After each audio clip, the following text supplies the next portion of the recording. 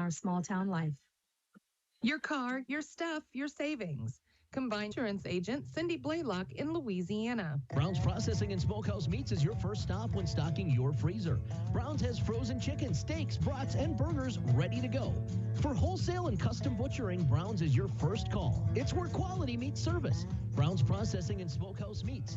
For your meat processing, smokehouse meats, and homemade sausage. Just off Highway 61 in Silex. C&B Bank and Trust is proud to be recognized as one of the top agricultural lenders in the nation. With deep roots in supporting agriculture, C&B Bank and Trust is here to grow with you. Experience financial solutions that understand your unique needs. Stop in their Pittsfield location and see Noel or Jim today. C&B Bank and Trust, helping to open doors since 1854. Member FDIC, Equal Housing Lender. The best coverage of high school sports on KJFM, brought to you by Community State Bank of Missouri, County Market, Louisiana, and Bowling Green Pharmacy. Time now for the Eagle 102 Keys to the Game on KJFM, sponsored by Vicky Cadwallader Real Estate in Louisiana. Go back to Clopton High School. The 28th annual invitational tournament here for Clopton. It's been a good tournament over the years. This year is going to be more of the same. If you're looking to wonder who won last year, Ellsbury won the boys' side, as did the Ellsbury girls. So there'll be a new champion this year on the boys' side, and on the girls' side, as a matter of fact, because Ellsbury got upset last night by Monroe City as well. So we'll have new champions. The girls' championship night is tomorrow night. And then the boys' championship will be on Saturday, actually in the afternoon. And Ryan, you've seen these teams play, so give me your keys to the game for both of these clubs. Oh, well, for Clopton, I think they're just going to have to come out strong and really take it to Wright City, as they are the number one seed, and they've shown that they can be dominant in many phases of the game. I think for Clopton, it'll be both of the Evans brothers, as they've paired really well with each other and been able to really take over games. And for Wright City, I think it'll just be using the athleticism that they have to just try to defend Clopton the best they can and then score off transition and just find different ways to score in that aspect of the game. If you're on your way out, no problem with seating with this early start. Come on out. Got a good concession stand here at Clopton High School, as you can hear the Clopton Pep Band playing in pregame entertainment for us. But come on out and watch some good high school basketball, and you can bounce back and forth between gyms if you like, because one admission gets you into both locations. So come on out and enjoy the games tonight.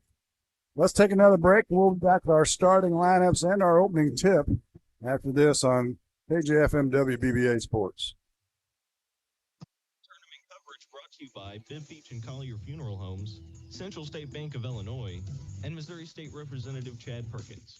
The Eagles Nest Inn Bed and Breakfast, downtown Louisiana, is under new ownership. It's been updated and offers its own unique charm. It's the perfect place to stay while visiting the area during festivals, homecoming, and holidays. Call or book online at theeaglesnestinbb.com. With 14 stores across Missouri and Illinois, La Crosse Lumber Company provides lumber, quality products, and service to homeowners, builders, DIYers, and more. With some of the top brand names in the business available, La Crosse Lumber has what you need for your next project. Stop into any location for a free estimate before you start your next build. La Crosse Lumber Company, the oldest, most reliable lumber and hardware company in the Midwest since 1873. Area high school sports on Eagle 102, brought to you by People's Bank and Trust, State Farm Insurance, Cindy Blaylock agent, and Bowling Green Pharmacy. The Eagle 102 starting lineups on KJFM are sponsored by Community State Bank of Missouri in Bowling Green and Troy. Let's take a look at our starting lineups. First for Wright City, starting for them a senior number 5, Jerry Stanford. A senior number 13, Corleon Jones. A senior number 20, Chris Kornfeld. A junior number 21, Dwayne McRoberts.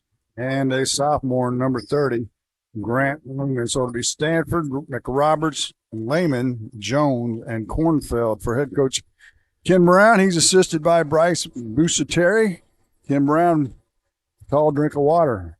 Played at St. Louis U back in the Soderberg era, and actually Tony Francis was assistant girls coach back in those days, so he and Coach Brown know each other. So a little St. Louis U rivalry here this evening. Wright City is 6-4 on the season. For the Clopton Hawks, they'll be the home team on the scoreboard. Starting for them, a senior at 6 foot, number 3, Chase Hall. A junior at 5'9", number 11, Jordan Genowine. A junior at 6 foot, number 20, Josh Harvey. A senior at 6'4", number 42, Cash Evans. And a junior at 6'3", number 44, Kane Evans. So it'll be the Evans brothers, Harvey, Genowine, and Chase Hall. For head coach Tony Francis, he's assisted by Landon Hall and Jason Hall. And the Hawks come into the next game with a record of 7-3. Let's get you up to date on last night's action if you were unable to be here or didn't have the radio on today, as the girls had their semifinal games. On the consolation side of the bracket, Winfield defeated Mark Twain 67-51. And Louisiana defeated Wright City 60-32. So they'll play for consolation tomorrow night at 5 o'clock. On the championship side of Bradford, Clopton handled Silex 69-39, and Monroe City, as I mentioned, upset Ellsbury 38-36. So Ellsbury and Silex will square off at 6:30 tomorrow night for the third place trophy, and the championship game will be at approximately 8 o'clock. And the Clopton Hawks will take on the Monroe City Panthers, and they're familiar with each other as they played in this tournament a time or two over the years. So it should be a good night of basketball tonight. And then, of course, trophy nights the next 2 nights and days. Officials Ron Richardson, Greg Ellis, and James Carnes are in the house tonight.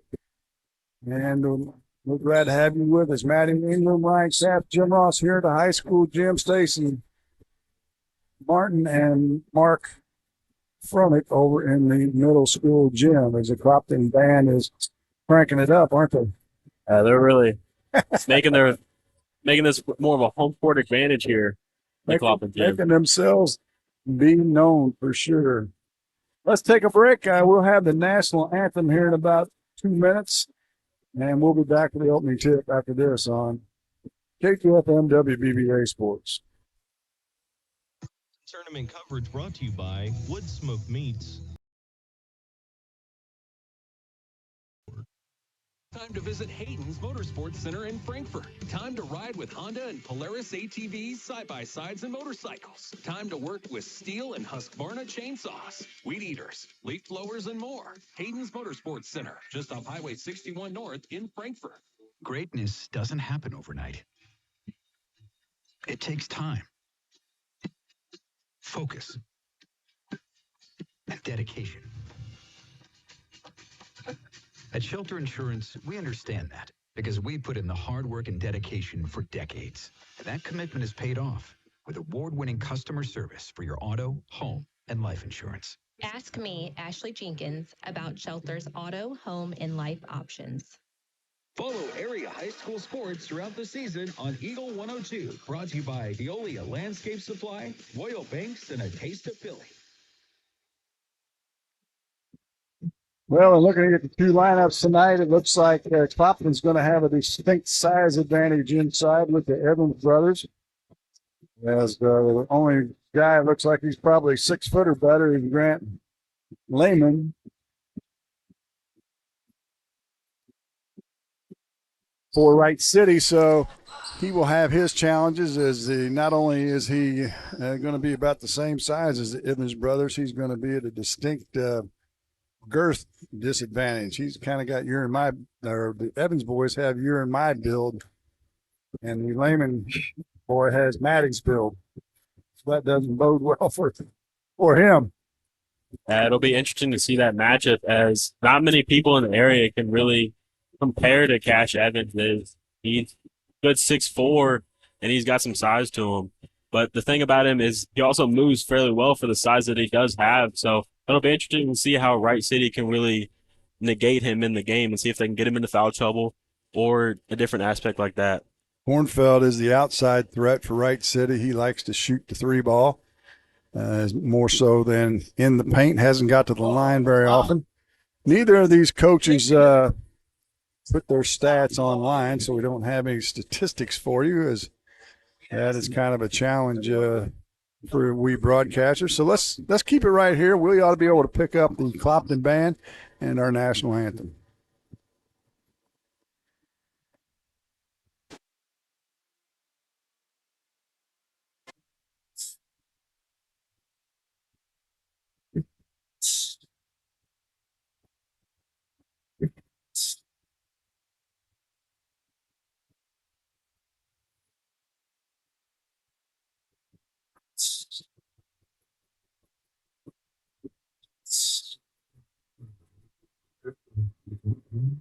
And Brenda Crawford, Silex Banking Company, and Barnes Roots and Herbs.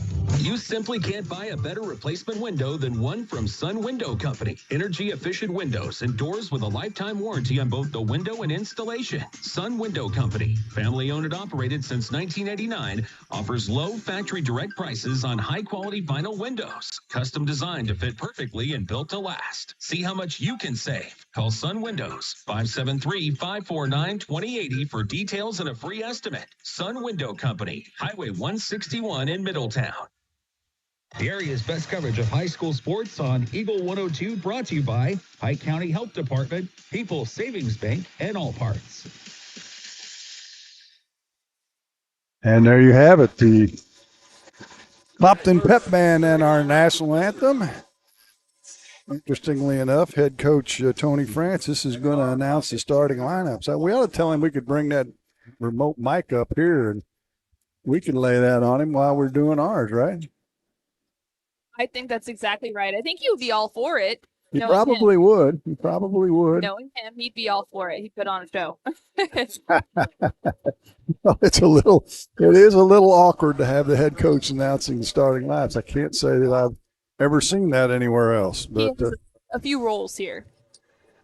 Yeah, he sure does as AD. Might mention that both teams are 2-1 against common opponents this year, as they turn the lights out to dramatize the starting lineups for the Clopton Hawks. Clopton leads the series going back to 2010, 13-4.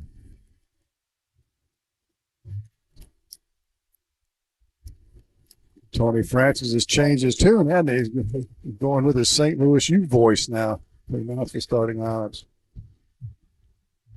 And the players are going to come out all as a group.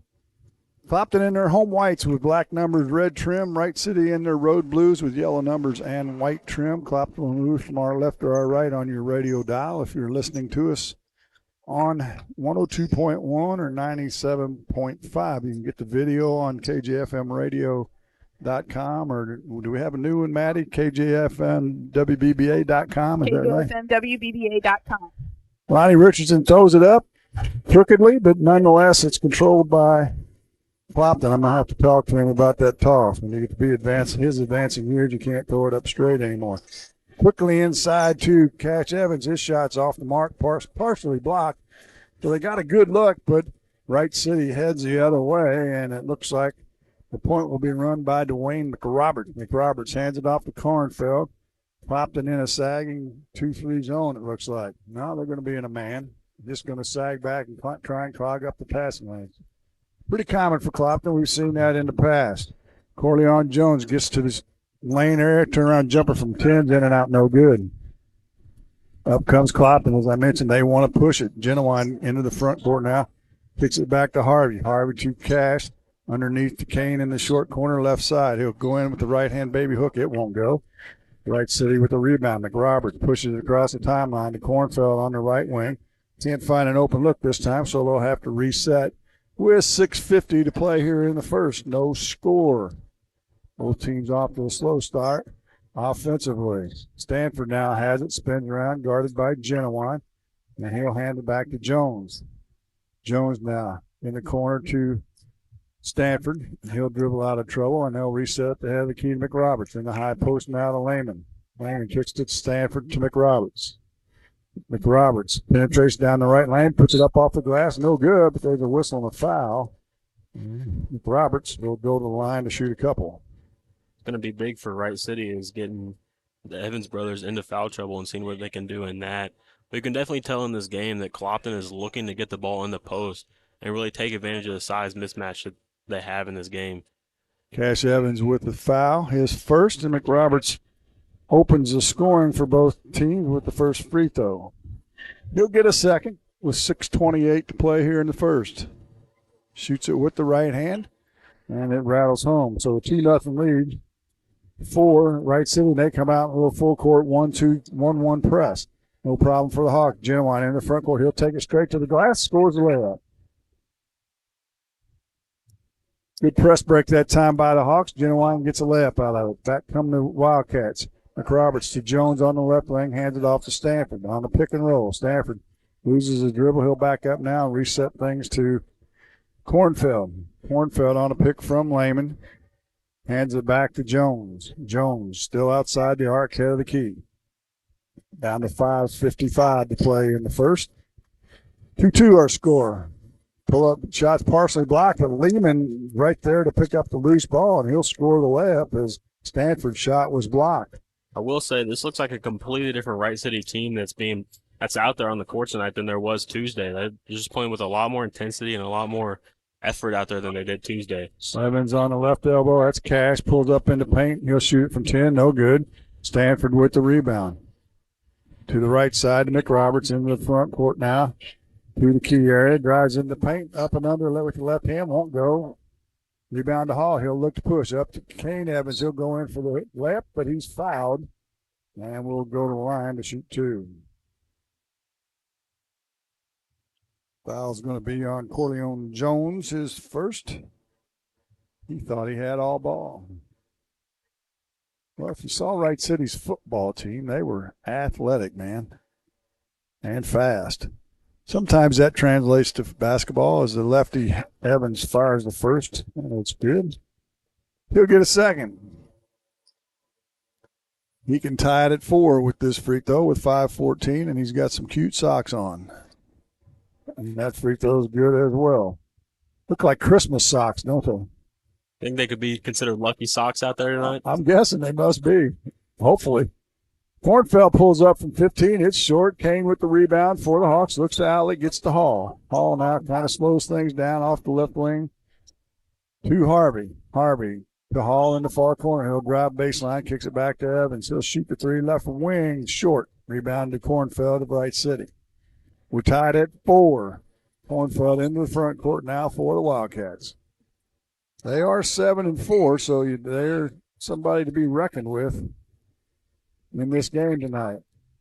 Stanford dribbles in, Euro steps through, misses the layup. Cash with the rebound, and he throws the outlet pass over the head of Harvey. First turnover of the game by either team. And the Wildcats will have it right at the front of the Clopton bench. Cornfeld to throw it in for the Wildcats. No pressure by the Hawks. Looks like Clopton's almost taken back by the pressure and intensity that Wright City's come out with here in the first quarter. Jones at the head of the key, left wing to Cornfeld. Man, he traveled. First turnover for the Wildcats. Drug that pivot foot a little bit. And the Hawks will get it back with 4:19 to play in the first. We're tied at 4. We'll try and get scores for you along the way from the other gym. And a pass to the wing deflected out of bounds by Stanford. Hawks will get it back at the 28-foot mark, far sideline. Hall to throw it in, holds it above his head, looks, and he'll get it to Kane Evans right at the center court stripe, and they'll run the offense. Evans going to penetrate into paint, has it stolen away. Tried a spin move, and defender got his hand on it, and Wright City comes away with it. Cornfeld open from the deep corner. It's no good. Genuine with the rebound, behind the back, across the timeline. He's heading to the hoop, drops it down to Harvey, and his layup is good. Good assist that time by Genuine. And it's 6-4 Clopton, the first lead of the game for the Hawks. Stanford now gets it underneath McRoberts. He'll drive baseline, and he'll be fouled by Hall, I believe. It is. Teams his first, team's second. Subs in for the Hawks. Larson Hall comes in, as does Tucker Salmons, along with Adam Lindsay. The two Evans brothers will take a seat along with Harvey. On the inbounds, Jones with the catch, and he throws it. It goes through the hands of Kornfeld in the corner. And the turnover gives it back to the Hawks. Comes some subs for Wright City. Will Bohannon along with Josiah Higgins. A score from the other gymnasium. Currently, Mark Twain leads Louisiana 12-2. That is for the spot in the consolation game. A little bit of a shocker there. Genuine drives baseline, and he's going to be fouled on the pass, I believe. He is just so good once he gets up in the air to just create opportunities and just really control his body once he's in the air to get either put it up himself or get an assist in that aspect. Foul on McRoberts. Oh, they're going to call it on the shot. So a break for the Hawks, because that was most definitely a pass. So Genuine will get 2 shots. Coach Ken Brown has the same thoughts I do. We can hear him from here. That was on the pass. Genuine's first free throw rattles in and out. He'll get the second. With the right hand, front iron, no good. So 0 for 2 from the line. Makes him 2 for 4 before team. And they still lead by 2, 6-4. McRoberts to Jones now. Gives it to Stanford. Stanford in the near corner. Back to Jones from the wing. 3-pointer. In and out. No good. Genuine high for the rebound. He'll look to push up to Halls. Hall now spins around, gives it back to Genuine, and they'll reset the offense on the left wing, guarded by Stanford. Have the key to Salmons. Salmons to Genuine. Genuine on a pick and roll with Salmons. Kicks it head of the key as they working around the horn to Hall on the right wing. His three's good. Chase Hall with the first 3 ball of the game. That's good. And the lead grows to 5 at 9-4. Stanford back for Wright City to Bohannon. To Stanford in the far corner. He'll pull up from 3 right wing. Drains it. Stanford answers the Clopton 3, and it's 9-7. Up and down we go here. Hall back into the front court quickly. Hands it off to Lindsay. Lindsay to Salmons to Hall. Hall, he'll shoot another 3. That's good, too. That one from about 22 feet. And he's got 6. And a lead back to 5 at 12-7. The guy you definitely do not want to get hot out there for Wright City, as it could spell danger in the water if he continues to shoot the ball like he is so far. Jones hands it off to Higgins. Higgins is going to pull up from 3 left wing, and he drains it. So all of a sudden, it's a 3-point shooting contest, and it's 2 apiece. The score, however, is still 12-10, a lead of 2 for the Hawks. Down to a minute 40 to play in the first. Lindsay on the left wing now. Have the key to Salmons. Salmons kicks it in the near corner to Genuine. Genuine dribbles to the wing, crosses it over, guarded by Higgins. Now to Hall. Hall to Salmons at the head of key, penetrates down the lane, and he's going to be fouled. In case you're curious, we're on the bench side here at Clopton, right behind the score table up at the top. Good viewpoint. And the Evans brothers check back in for Clopton. Denzel Dowdy, along with Braden Edwards for Wright City. On the inbounds pass, they give it to Salmons in the corner, and his 3 ball's good. Third 3 of the game for the Hawks. And they lead at 15-10. And McRoberts takes some contact, loses the ball, but picks up the loose ball. Now has a dribble guarded by Hall, and Hall is going to be whistled for the hand check foul, and that'll be 2 on him. So he'll take a seat as Josh Harvey will replace him. It's interesting how some coaches have the philosophy, if I get 2, I'm on the bench. Others say play it out. That's usually what most coaches believe in, is if you get 2, you sit out to the second quarter. I mean, we got a minute left here in the first quarter. So, or second half sometimes for some coaches. Especially if you pick up that third one pretty quickly, you won't see the court again until the second half. Bohannon hits McRoberts cutting back door, and he scores the layup. It's 15-12, under 40 seconds to play in the first quarter. Kane Evans now with the ball across the timeline, gets it to the paint, kicks it in the corner to Harvey. Harvey back to Evans on the right block. First pivot up off the glass and good. Good post that move that time by Kane Evans. He's got 4 and the lead back to 5 with 20 seconds to play in the quarter. McRoberts with it now out the center court circle, sets for the final play to Higgins. Higgins penetrates in, loses the handle, stolen by Cass. He gets it off to Harvey. Harvey down to 5. Right wing to Lindsey. Lindsey's going to have to put it out. His fadeaway is way off the mark, and that'll do it for the first quarter of action. But the Hawks, they'll go to the huddle leading 17-12 over Wright City. You listen to the Clopton Tournament on KJFM WBBA Sports.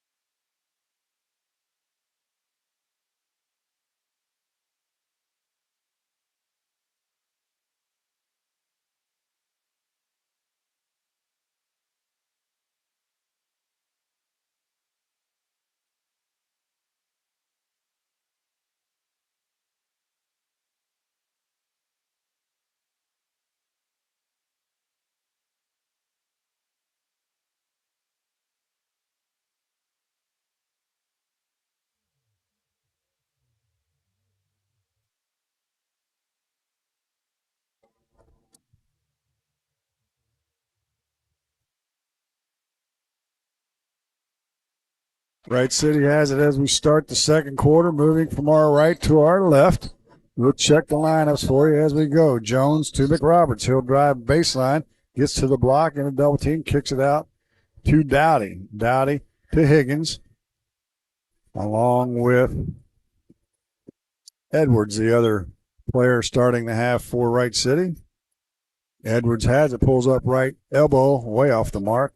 And Evans with the rebound, that's Cash, and he's going to be fouled. Kane, he's going to be fouled. It's the two Evanses, Harvey, Genuine, and Solomons to start the second quarter for the Hawks. Foul is on Dowdy, his first. Start of the second quarter from the middle school gym. It's Mark Twain leading Louisiana 22-4. I'd be quite the upset if number 8 can knock off. Was Louisiana number 4? They were. Hawks have it now. Solomon's on the right wing, and he throws it away. Stolen by Dowdy, and he gives it off to a cutting Edwards, and they call an offensive foul. Is that what they call it, or they travel? I didn't see it. I believe it was a travel there. It was a travel. And I looked down to write the turnover down. So a break for the Hawks. Against the full court pressure, just man-to-man pressure now.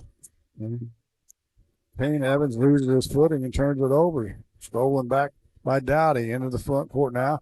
McRoberts slashes to the hole. In amongst the trees, this shot partially blocked. It's loose, picked up by Genuine. Ahead to Kane Evans. He goes to the glass. His shot won't go. And he'll be fouled by Josiah Higgins. And Kane Evans will get a couple of free throws. Looks like Clopton's really struggled to find their footing here in the first half of this game so far. Even though they are still up, just Wright City just looks like they are willing to take it to Clopton and just not be afraid of that number 1 seed that they see in front of their name. Evans misses the first free throw. Hall will return for Solomons for the Hawks. They like to create chaos, make it a kind of a messy game is what Wright City will want to do, to make it a little wilder than maybe Clopton wants to. As Evans is 1 for 2. This trip makes him 3 for 4 for the game. He's got 5, and the lead grows to 6 at 18-12. Dowdy now with it to Jones. Jones at the head of the key. In the paint, his shot's partially blocked. You all mentioned it off the air in the pregame, and the Wright City not the greatest shooting team, and Evans gets it on the pass And his layup is up and good, and count the bucket and a foul. Kane Evans will try and complete the old-fashioned three-point play. The foul is on Edwards, his first. Kane, the 6'3 junior, fires it with the left hand, and good. And Lindsay will return for Harvey for the Hawks. Back in for Wright City is Kornfeld. As he forgot to check in, and they get that sorted out as the ball's going down the floor. Wright City with it now. McRoberts to the right. Left elbow pulls up from 15. Good. He leads Wright City scores with 6, and it's 21-14.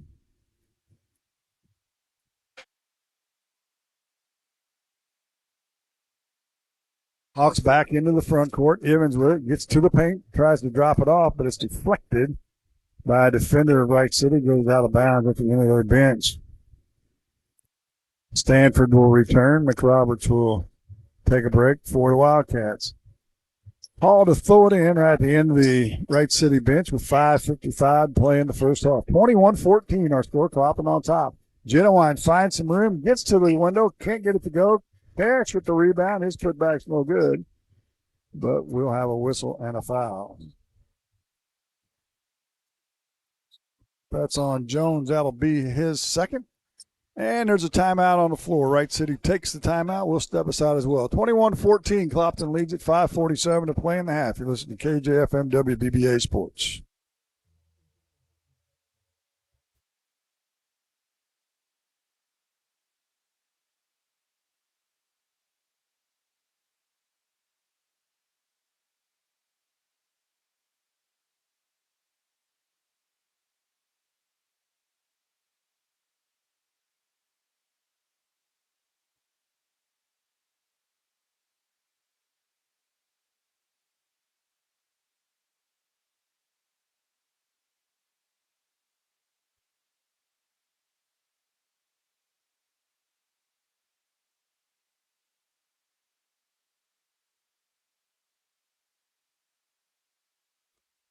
Well, Ryan, during that timeout, I saw the Clopton cheerleaders throw that girl in the air, and I know you were thinking maybe I should be a cheerleader.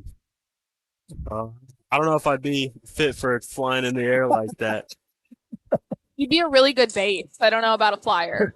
Fly him one time, there'd be a major crash landing at the end of it. It spelled danger for everyone involved. So the Hawks lead at 21-14 after the Wright City timeout. Cash Evans to the line, and he'll drain the first. His first points of the night. You think that's how Clopton draws up plays, though? It just isolates one side of the court and just have Cash just clear out everyone involved. And yeah, I think when they really want a bucket, they'll get it to Kane, and then they'll have Cash try and isolate somebody. And if Kane doesn't get to the rim, he kicks it off. If he does get to the rim, he'll shoot it, and Cash will crash the board. I think that's when they need a bucket, that's what the Hawks will do. Wright City with it now against a little heavier man-to-man pressure this time. Actually, it might be a 1-3-1 zone. Have to check how they follow. Yeah, it is a 1-3-1 zone this time. Something different from Coach Tony Francis. In the near corner, 3-ball on the way. In and out, no good by Higgins. Payne with the rebound. He'll look to run. He's got Genowine ahead, but good hustle by Stanford to catch up and steal it. Turnover number 5. And then we have a foul on Genowine in the backcourt. Don't ever foul 94 feet from the bucket. Or actually, this court's probably 84. Yeah. But Genowine did. Those are ones that you just kick yourself about. Is just no good is involved in a foul like that. Wright City already with 4 team fouls this quarter, so Clopton will shoot free throws the rest of the way with the new rule this year. And Wright City works against this zone. Underneath, the pass is up to Dowdy. His shot won't go. Cash with the rebound to Genowine. Genowine now slows things down as the defense got back. Right wing to Kane, and he drives to the block. Defender falls down. He can't make the shot. Gets to the Cash, other side of the rim. Up and good. Kane to Cash, Cash to Kane. We'll say that a lot this year before it's all over with. And it's 25-14, 11 points being the biggest lead of the game for the Hawks. Wright City, Stanford gets it to the block area. His 10-footer won't go, and we've got a whistle and a foul.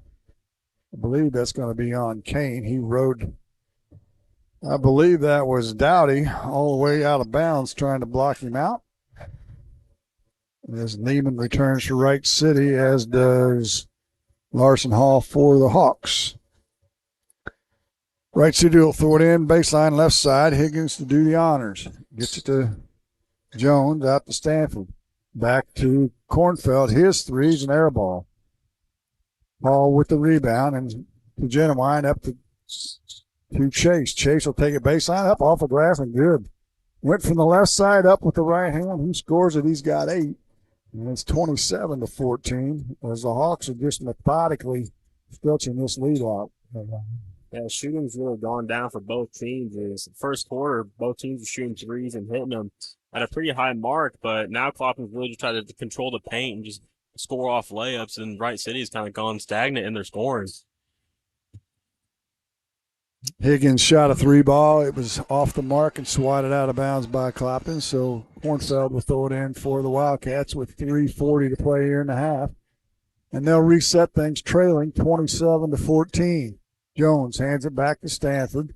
To Jones just inside the key area. And we've got a 3-second violation on Lehman as he took a little nap in the paint that time and was caught. Turnover number 4 by my unofficial count. And back in, this Lindsay returns for the Hawks. Larson Hall will take a seat. Well, Wright City had a little more luck with their zone press, and they've gone to this man, and it hasn't bothered Clopton at all. I think a key for Wright City is going to be playing up and down in a fast game. That's where they can really create points off of the turnovers and get layups. Is this more slower pace is just not working out for them as well. Genuine with the missed 3. Wright City breaks down the floor. Lehman gets a layup, and Coach Tony Francis doesn't like that. 3:05 to play in the half. 27-16, Hawks lead. You're listening to KJFM WBBA Sports.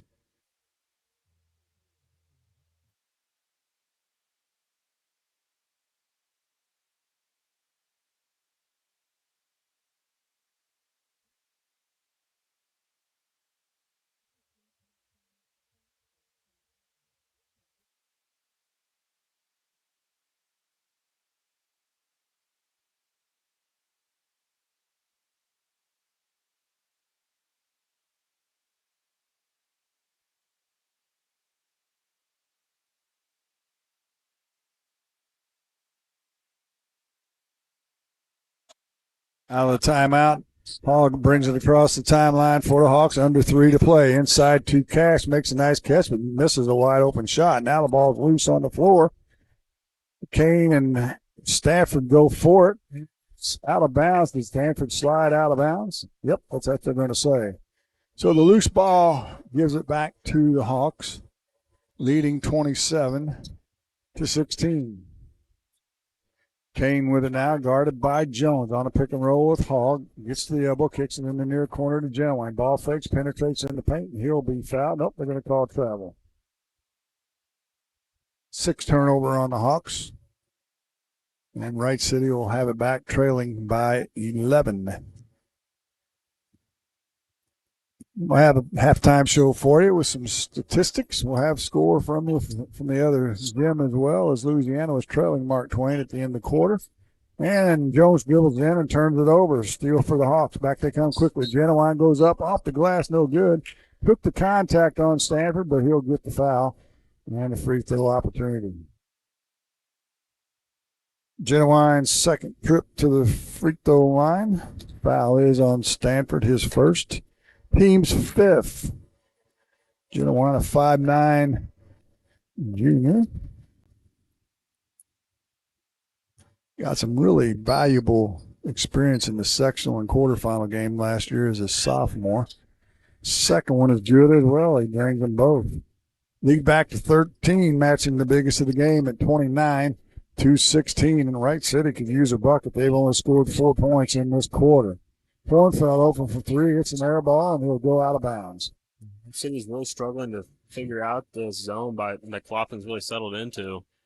Yeah, and they have not shot the ball well at all in this second quarter. And you're right, the 1-3-1 zone's got them a bit confused. Hall into the front court now for the Hawks. Genuine left wing now to Kane.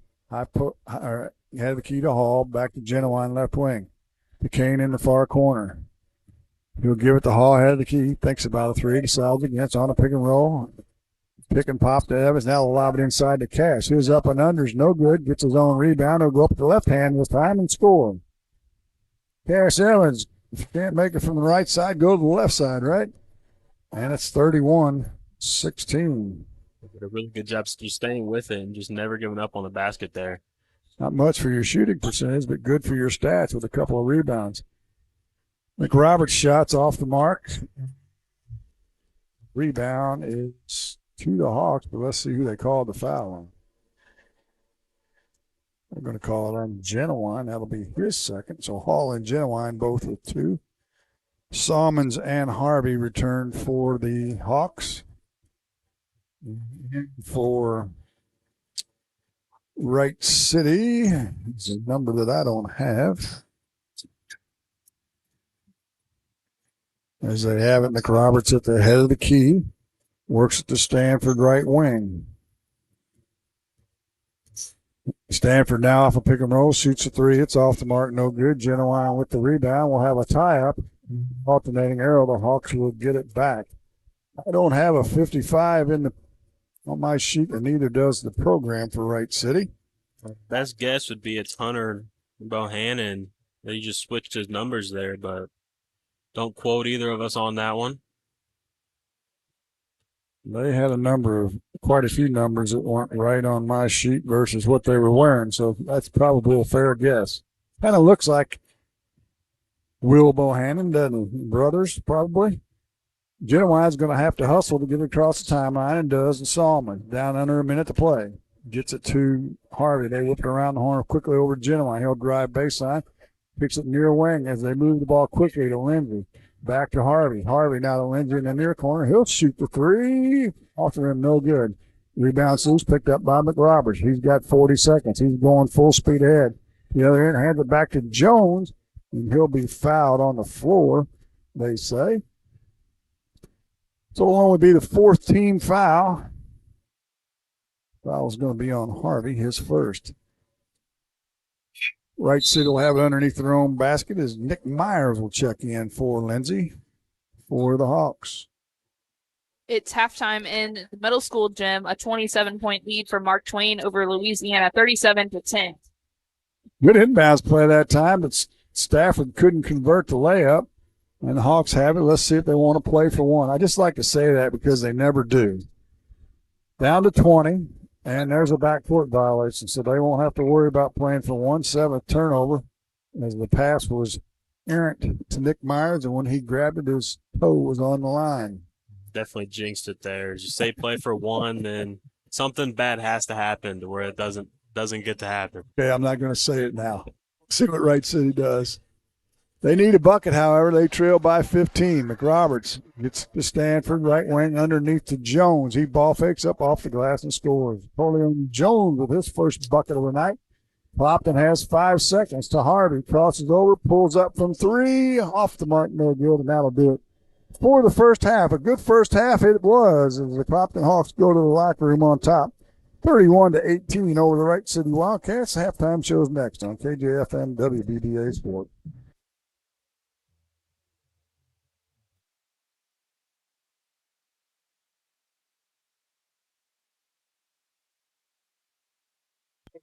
Brought to you by Cellular Satellite Center in Bowling. Cellular Satellite Center is the only stop you need to make when it comes to satellite providers. Bring DirecTV and Dish Network antenna install. Wait, there's more. They also offer some options for internet service with Viasat, HughesNet, and AT&T. Hold on, there's still more. They can also do security system installation, have TVs in stock, mounts, and cables. Now, a special message from Matthew Niemeyer himself. If you call an 800 number and they say we will be the local installer, they are wrong. Contact Matthew at Sailor and Satellite Center in Bowling Green, your local authorized dealer. Are you pursuing a nursing degree? Do you want $2,000 to put towards your tuition? Of course you do. This is Tracy B. with PCHD. Our Home Care and Hospice Foundation is now accepting applications for our annual nursing scholarship. Deadline is April 12th, 2024, and the application can be found on our website at PikeCountyHospice.com. Lynn's Heritage House isn't your average senior living facility. At Lynn's, residents have an abundance of social and recreational activities, including trips to the Twin Pike Family YMCA, numerous craft projects, and even the occasional day trip around Pike County.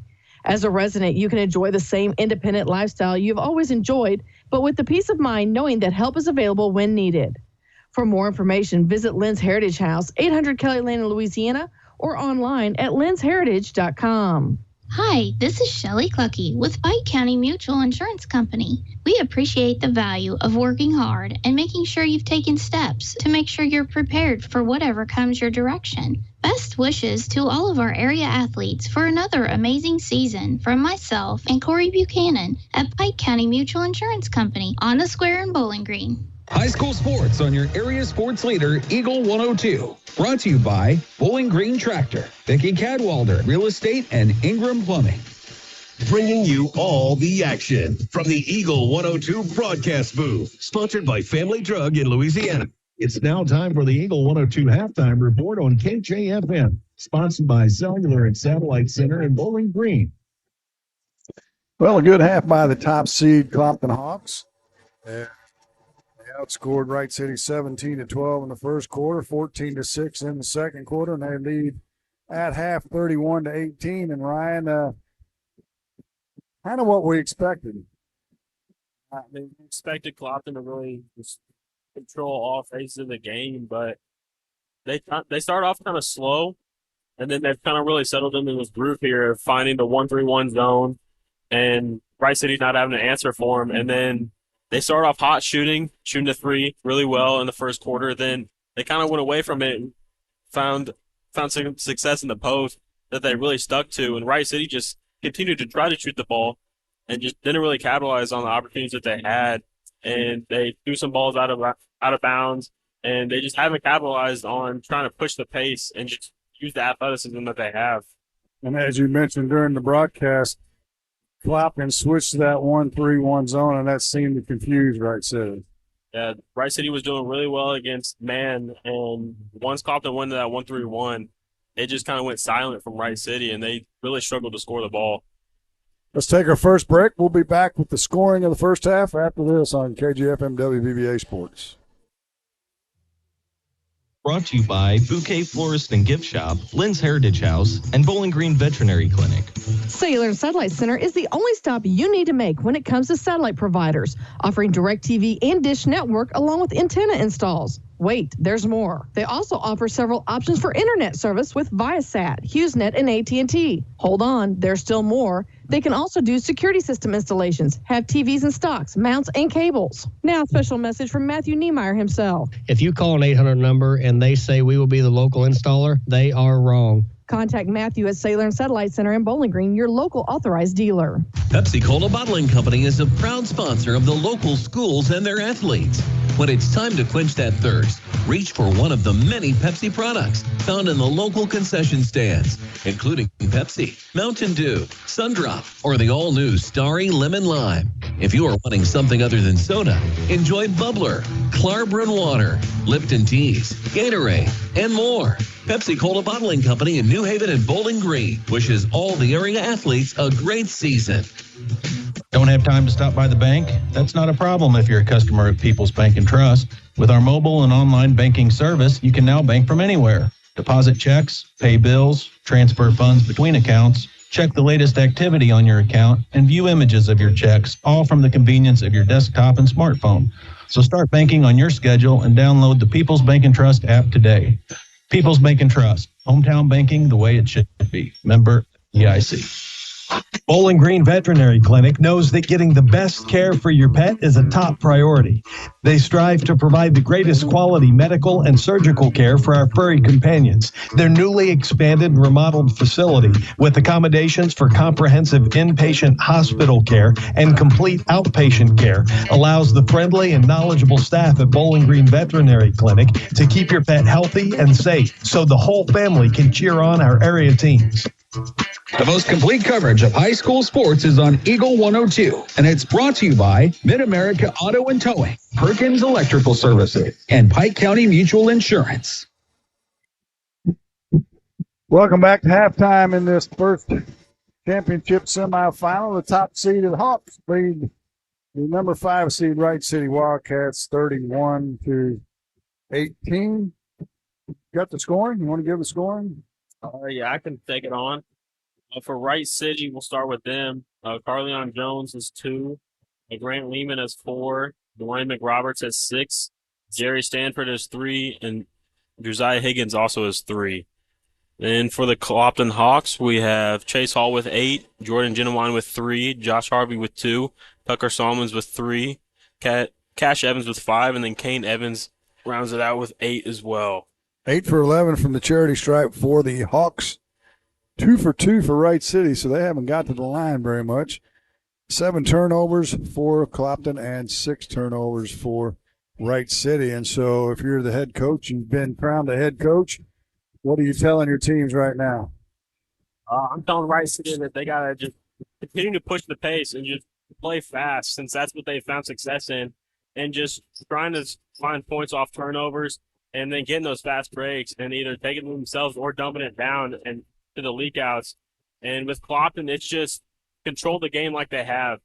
Just they know that they're the top seed coming in here, and just to continue to control the game, just really finish it here in the second half.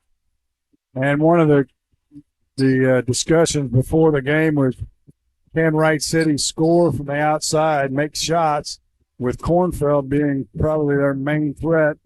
He has not scored, so the Hawks have done a good job on controlling that, and Wright City's going to have to find some offense from outside, particularly if Clopton stays in his own defense.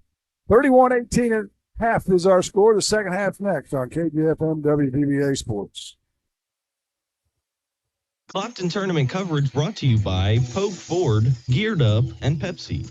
Geared Up, just off the square in Pittsfield, is your first stop for screen printing and embroidery. The folks at Geared Up take pride in making their communities and schools look great while offering the best prices around. If you're looking to expand your wardrobe, or maybe a gift is on the list, stop by their store and check out numerous items in stock. When you're looking for custom apparel and awards for your business, organization, or team, stop by Geared Up, 211 South Madison in Pittsfield. Your car, your stuff, your savings. Combine your auto and renter's insurance with a call to State Farm Insurance agent Cindy Blaylock in Louisiana, and let Cindy show you how to put life back in your life insurance. Auto, home, and life. Make your wallet happy. Here to help life go right, State Farm Insurance agent Cindy Blaylock in Louisiana. I'm Tylee Mills, the CEO of Pike County Memorial Hospital. You've heard it from your friends, family, and even neighbors. They choose Pike County Memorial Hospital. Quality care from quality people. Pike County Memorial Hospital. Area high school sports on Eagle 102. Brought to you by Rod Prentice and Brenda Crawford, State Farm agents, Pepsi, and Ackles Farm Market. Well, don't go away. We'll have a second game for you here from the high school gym. The Monroe City Panthers, the number 2 seed, will take on the number 3 seed Winfield Warriors. And Maddie, did you write that score down at halftime? I did not. Mark Twain was leading Louisiana fairly comfortably. Yes, it was a 27-point lead, 37-10 as they went to halftime, and they got to halftime just about a minute or two before us, so they should be gearing up for play.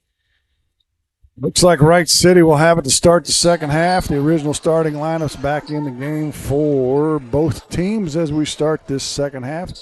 Wright City in their road blues, yellow numbers, white trim. Clopton in their home whites with black numbers and red trim. And McRoberts will see if he can get the offense going for Wright City. Lehman in the high post. Clopton back to the man-to-man defense. Handed off to Stanford at the free throw line. Left wing now, McRoberts. Far corner to Cornfield. Cornfield, they need to get him on track if they want any chance of winning this game. Gets it to Jones. Jones will back up behind the arc on the left side. Now dribbles to the head of the key. Passes it to Stanford. Hands it off to McRoberts. McRoberts goes back between the circles, and he'll reset the offense. Good defense by the Hawks. Stanford now tries to penetrate to the block, kicks it out to McRoberts. To the left elbow, kicks it out to Cornfield. He ball fakes, now penetrates free throw line back to McRoberts. They just can't get anything going. They're wanting to penetrate and kick.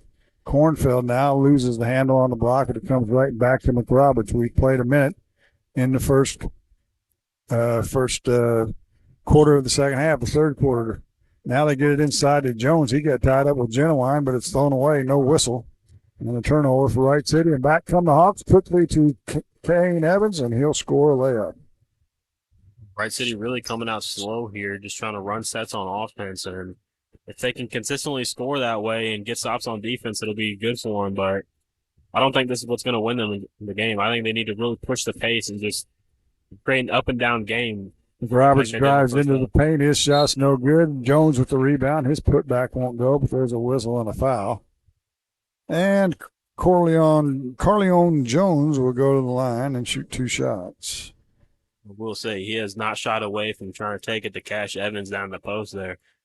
Cash picks up his second. Nobody in foul trouble. Number of players with 2, but that's no concern in the second half. As Jones makes the first. Second to come for the right-hander. And it's off the back iron. No good. Cash with the rebound for the Hawks. 33-19. Clopton leads it. Down to 6:20 to play here in the third. Left wing now to Genuine. Back to the Hall. To Evans. That's Kane. To Genuine on the weed. He'll drive down the paint. His runner's up and good.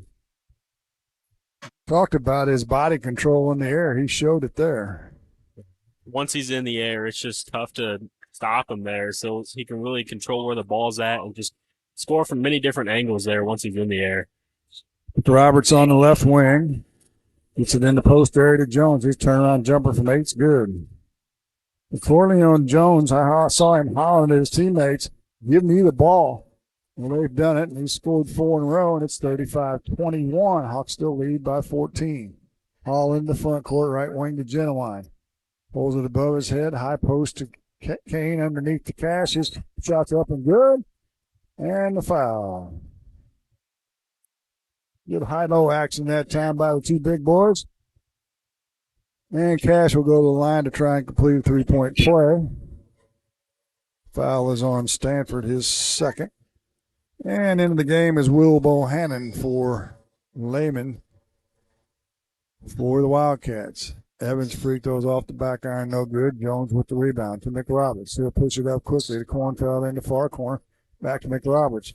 He'll penetrate in, goes up against the big guys and scores. Nice high arcing shot that time to get it over to Cash Evans. 37-23. Hall into the front court now on the left-hand dribble to Harvey. Harvey in the near corner to Kane. Kane back to Harvey. They get it down to the far side, block to Cash. Underneath the Kane, his reverse layup's up and good. Can't tell they played together before, can you? I mean, when you got brothers similar age and it's a game like this, it'll be tough to stop them. It's almost like in their mind, they just know what they're going to do for each other. So it'll be tough to stop them. Stanford gets it to Jones in between the circles, down to 4:30 to play in the third. 39-23. 16 is the biggest lead in the game for the Hawks. Shot way off the mark by Stanford, and up comes Genuine, far sideline, and he has his pocket pick by McRoberts. He'll get it ahead to Jones, and he'll shoot the uncontested layup, and he missed it all by himself, and it's going to go out of bounds off of Wright City. Well, that's one he'll think about when he goes to bed tonight. There's opportunities that Wright City cannot give to Clopton here. Lindsay will check in at the next dead ball as Hall works against Cornfield, and Cornfield called for the foul. His first. Hall will take a seat for the Hawks. Up quickly is Josiah Higgins along with Denzel Dowdy for Wright City. Interesting rotations by Coach Kim Brown. And now quickly comes Tucker Salmons for the Hawks. Cash Evans will take a break. They get it into Kane. He'll hand it off back to Hall. Hall to Salmons. Well outside the arc. Now to Genuine. Left wing to Hall. Hall penetrates left baseline. Pulls up. Gets it to Kane on the block. Spins to a hoop. Ball fake. Can't get it to go. Rebounds loose. And the foul is going to be on the rebound on Genuine. And that'll be number 3 on Jordan. It'll be a big loss for Clopton if they end up getting in foul trouble and eventually having him foul out of the game. 3:40 to play in third. 39-23. Hawks in control. Roberts directing traffic. He's got a whole new crew with him with the exception of Jones. Higgins drives into the paint. His runner spins in and out, does a full 360. Evans with the rebound off to Hall. Hall penetrates to the paint, up off the glass and scores. Chase Hall, nobody stopped the ball. Cardinal rule in defense, and he just took it to the glass and scored. McRoberts drives into the paint, loses his shit, and he'll be whistled for the travel. In the middle school gym, 39-16 our score with 4:10 to play in the third quarter. It's Mark Twain leading Louisiana. Here, 41-23, Hawks lead it. Timeout on the floor. We'll step aside as well. You're listening to KJFM WBBA Sports. Tournament coverage brought to you by Ackles Farm Market, People's Bank and Trust, and All Parts. Brown's Processing and Smokehouse Meats is your first stop when stocking your freezer. Brown's has frozen chicken, steaks, brats, and burgers ready to go. For wholesale and custom butchering, Brown's is your first call. It's where quality meets service. Brown's Processing and Smokehouse Meats. For your meat processing, smokehouse meats, and homemade sausage. Just off Highway 61 in Silex. The best coverage of high school sports on KJFM brought to you by Community State Bank of Missouri, County Market in Louisiana, and Bowling Green Pharmacy. 19, the biggest lead of the game for the Hawks. And they'll have it as Wright City will come back with that full court press. It's like a man press this time. We'll see if they try and jump and double team and trying to keep the ball away from Hall, but he gets it as Higgins is all over him. Hall now into the front court on a pick and roll with Kane. Backs up, gives it to Salmons. Salmons hands it off to Lindsay as they run a little weave action. Now to Harvey. To Hall in the far corner to Salmons. In the post now to Kane. Back to Salmons. Goes into the paint. Nearly loses the handle, but he's whacked across the arms. And the foul will go on Denzel Dowdy. Looks like Wright City's really trying to pick it up on defense and just really smother the Clopton players. On the inbounds, Kane makes the catch, hands it off to Harvey, to Lindsay, as they go back to this weave, now to Salmons left wing. He'll penetrate in, goes up off the glass, good, count the bucket and the foul. Tucker Salmons, the sophomore, will get an and one. And the foul on Will Bohannon, his first. It's a great finish there. It looked like he had no angle to the basket there, but he found a way to make it go in. And his free throw is good. He's got 6 for the game. His mother was a good grandmother, I guess, probably was a good basketball player. As Wright City works it around the horn, now into Jones. Jones in the block area, kicks it out to McRoberts at the head of the key. He'll back up between the circles and reset things for 2:15 to play in the third. 44-23, Clopton in control. Higgins will pull up from 3. It's short. Kane with the rebound, gets it to Harvey. Harvey looks to push to Lindsay. Lindsay kicks it in the far corner to Salmons. He'll kick it back to Harvey. He'll shoot the 3, in and out, no good. Jones with the rebound for Wright City. They head the other direction. McRoberts goes in his shot high off the glass and scores. High arcing shot by McRoberts, and it's 44-25. Good job taking advantage of a little miscommunication there from Clopton to just get an easy layup there. They run the motion offense now, do the Hawks. Get past near corner to Solomons. He's open for three. It's an air bar. Jones with the rebound on the weak side. And he got away with the double dribble, and now it's going to be fouled. No, they called the carry. Well, missed the double dribble and called the carry. So, tit for tat, right? Cash Evans back in for the Hawks. Harvey will take a break. Hall to throw it in. Gets the Cash outside the arc. Hands it to Lindsey. Lindsey on the give and go to Cash. On the block. Up and good. Nice design to that play. And Cash has got 10 and the lead back to 21 at 46-25. Down to a minute to play in the third. Edwards now hands it off to Dowdy. He'll shoot the three. Had the key. It's way off the mark. Hall with the rebound. Hall drills between the double team. Now into the front court. Back to Solomon. Solomon penetrates into the paint. He'll go up off the glass and good. Tucker Solomon's having a good quarter. He's got 5, and 8 for the game. And it's 48-25. Wright City now with McRoberts. Inside the arc, right side gets it to Jones on the right block. He penetrates against Cash. Little baby hook, no good. Cash with the rebound. To Lindsey. They've got 24 seconds, and Lindsey throws it away. Turnover number 9. Back comes Wright City. That's Higgins to the left wing.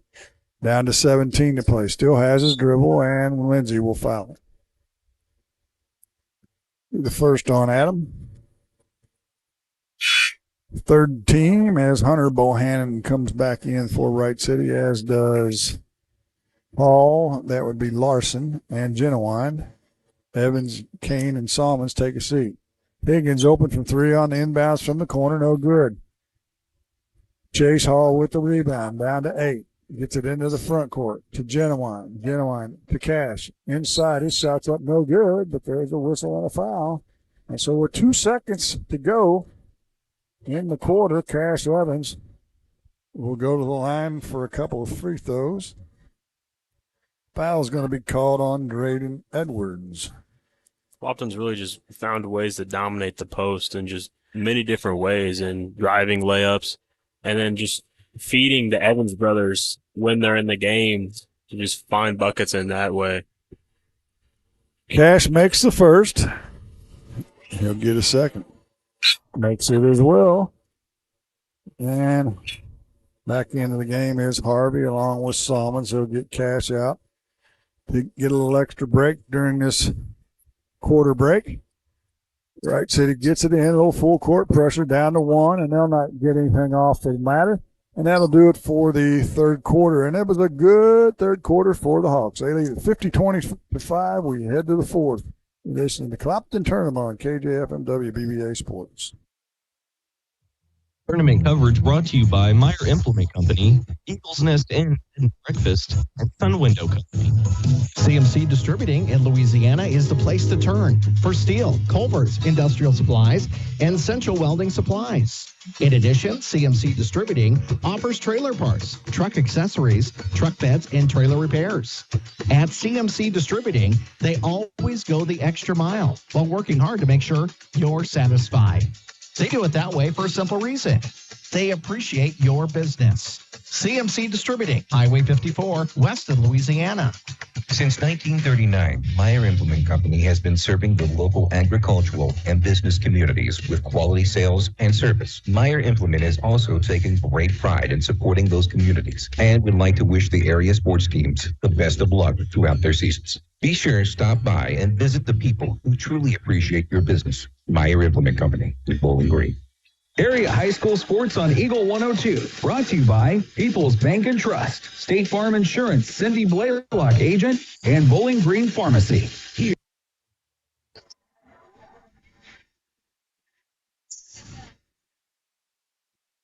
Clopton has it as they start the fourth quarter. They lead it by 25 as the entry pass is deflected out of bounds. And they'll get it back on the far sideline. Lindsey, Genuine, Hall, Kane Evans, he takes the hoop and scores, and Harvey for the Hawks, as they have no answer for the Evans brothers. It's 52-25. Jumper from the free throw line is off the mark by Edwards. The rebound put back by Dowdy. It's blocked. And Kane has the rebound swatted out of his hands. Back to McRoberts. He'll penetrate in, kicks it out to Higgins. He crosses it over. It's loose on the floor, and Harvey gets it, then throws it away to Dowdy, and he'll shoot the layup and score. And that was chaos. Definitely exactly how they drew up that play. Ball into the front court for the Hawks. They're headed for the championship game this year. I believe they were in it last year, if I'm not mistaken. Working it against this man-to-man. Hall with the 10-foot turnaround. It's no good. McRoberts with the rebound. He'll head the other way, gets to Higgins. He spins the hole and has his shot blocked by Genowine. Genowine controls. He'll head the other way, 3-on-3 break. Genowine gets it off the Kane. His layups up and good. He has a nice look by Genowine. In the middle school gym, start of the fourth quarter, 49-26. Mark Twain leads Louisiana. Wright City trails 54-27 here. 6:10 to play, and Genowine with the steal. He'll get it ahead to Kane, and he'll shoot the wide open layup. And it's 56-27, and we're headed for a continuous clock here, I'm afraid. Good news for the Hawks. The Clopton started this game a little slow on offense, but they really settled into a rhythm and just never looked back and just continued to pull away and create bigger and bigger lead for them against Wright City. We had them a couple of weeks ago against Ellsbury, and they did the same thing. Started out slow, but once they got it rolling, they were hard to stop. As McRoberts dribbles into a double team, and it's off of Evans and out of bounds. That's Kane Cash, and Salmons will check back in. Kane and Lindsay will take a seat. And in Martinez Rodriguez, Logan Martinez Rodriguez for Wright City. Say that 3 times fast. On the inbounds, Dowdy has it outside the arc in the near corner. He gets it to Edwards. Edwards hands it off to Martinez Rodriguez. Dribbles to the right wing as they run a little wee. McRoberts stops. He tries to get in the paint. He's going to be fouled by Hall. It'll be his third. And a few free throws for McRoberts with 5:17 to play. We'll see if Wright City enters more of a desperation mode, is just coming down on offense and just shooting looks that aren't necessarily open, as they look at that scoreboard, see the deficit that they're in, and just try to really make it worse than it really is. And McRoberts makes neither free throw, but Dowdy comes away with the rebound, kicks it out to the corner, 3 ball by Higgins, and check that. Edwards is off the mark. Hawks with the rebound up to Genowine. Genowine penetration of the paint, gets it to the glass. And it won't go, but there's a whistle and a foul, and Jordan Genowine will get a couple of free throws for his efforts. Foul will go against Hunter Bohannon, his first. And Genowine will get 2 shots. He's got 6 points so far tonight. Just a junior. He drains the first. He'll give a second. Shoots it with the right hand. He gets them both. 4 for 6 from the line, and he'll take a seat as Lindsay checks in for him. 58-27. Continuous clock. Let's get that clock running. What do you say? With 5 minutes to play in the game. Martinez Rodriguez dribbles outside the arc. And Clopton looks like they've gone into a 2-3 zone now. Coach Francis said he was hoping to be able to work on a zone look. Inside now by Edwards. His shot's blocked from behind by Salmons. It's saved in the inline and goes off of Hall out of bounds back to Wright City. I'd say the zone worked just fine for them tonight. Is that 1-3-1 really caused a lot of problems for Wright City. Bunch of subs in for Clopton. Lindsay returns, or check that. Nick Myers returns, as does Larson Hall. And on the inbounds, Edwards makes the catch between the circles, right wing to Dowdy. Dowdy gets to McRoberts in the near corner, guarded by Hall. Backs up behind the arc, skip pass over the far corner. 3 ball on the way by Edwards. It's off the mark. And Hall with the rebound, but it's swatted off his foot. And it'll go back to Wright City. Down to 3:50 to play. McRoberts to throw it in.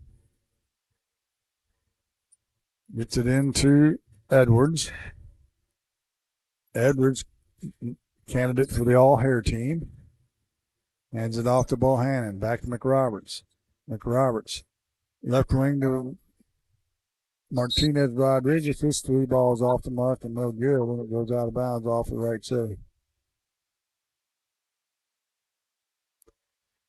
And in comes Salmons returns, as does Harvey for the Hawks. So the younger crew is going to finish this off for the Hawks, it looks like. Lindsay in the near corner. Play the key to Salmons. Salmons penetrates in, loses the handle on the way up. It's going to go out of bounds off of Wright City. It's always nice to get the younger guys in, just get them varsity experience, let them get a feel for the pace of the game, as that's really the biggest factor. And most freshmen just kind of get overwhelmed with how fast-paced varsity games are. So when you can get them in and get them a feel for that, it's big for their development in the future. And the entry pass is deflected out of bounds. Actually, 3 juniors and 2 sophomores in for Clopton right now, if I've looked at this right. So you're right, valuable experience for them all. All of them have played already tonight, some, as Lindsay steps on the end line, maybe got on a little sweat or something and slipped and fell down. And the turnover will give it back to Wright City with 2:10 to play in the game. Into the front court comes Wright City. Stanford's checked back into the game. He hands it off to Dowdy. Dowdy to the free throw line, kicks it, and going to go off of Clopton, they say. Not sure anybody believed that, but no big concern. So Wright City will have it right at the middle of their bench, right next to Coach Brown. Martinez Rodriguez to throw it in. Gets it to Edwards. Edwards now hands it off to Stanford with 1:30 to play, and he has his pocket picked by Harvey. Harvey has the other end. His layup's no good. And rebound by Lindsay. His putback's up. It won't go, but he'll be fouled. And Adam Lindsay will go to the line, and he can get on the scoreboard as he'll get 2 shots. I will say the slap of the backboard might have played a factor in that shot there. Yeah, I couldn't tell who it was that did that. I think it was Edwards, as Lindsay makes the first free throw. He'll get a second. Nothing but net for both of them. Good for Adam Lindsay. He's in the book. We're under a minute to play, 60-27. Hawks are going to advance to the championship game. 3 ball on the way by Dowdy, and it's good. Makes it 60-30, down to 33 seconds to play. Harvey into the front court, being dogged by Dowdy. Now they get it to Lindsay in the near corner. Lindsay penetrates into the paint, has the ball swatted away. It's loose, and he tries to grab it, but it goes off his foot in the far corner. Back to Wright City with 16 seconds. They'll have to hurry to get a shot off. Martinez Rodriguez into the front court with 9. Hands it off to Edwards. Edwards backs up. Looks for a pick and roll. Down to 2, down to 1. Bohannon is going to shoot the 3, and it's off the mark, and that'll do it. Your final score, the Clopton Hawks, they head to the championship game with a 60-30 win over the Wright City Wildcats. Postgame shows next on Eagle 102.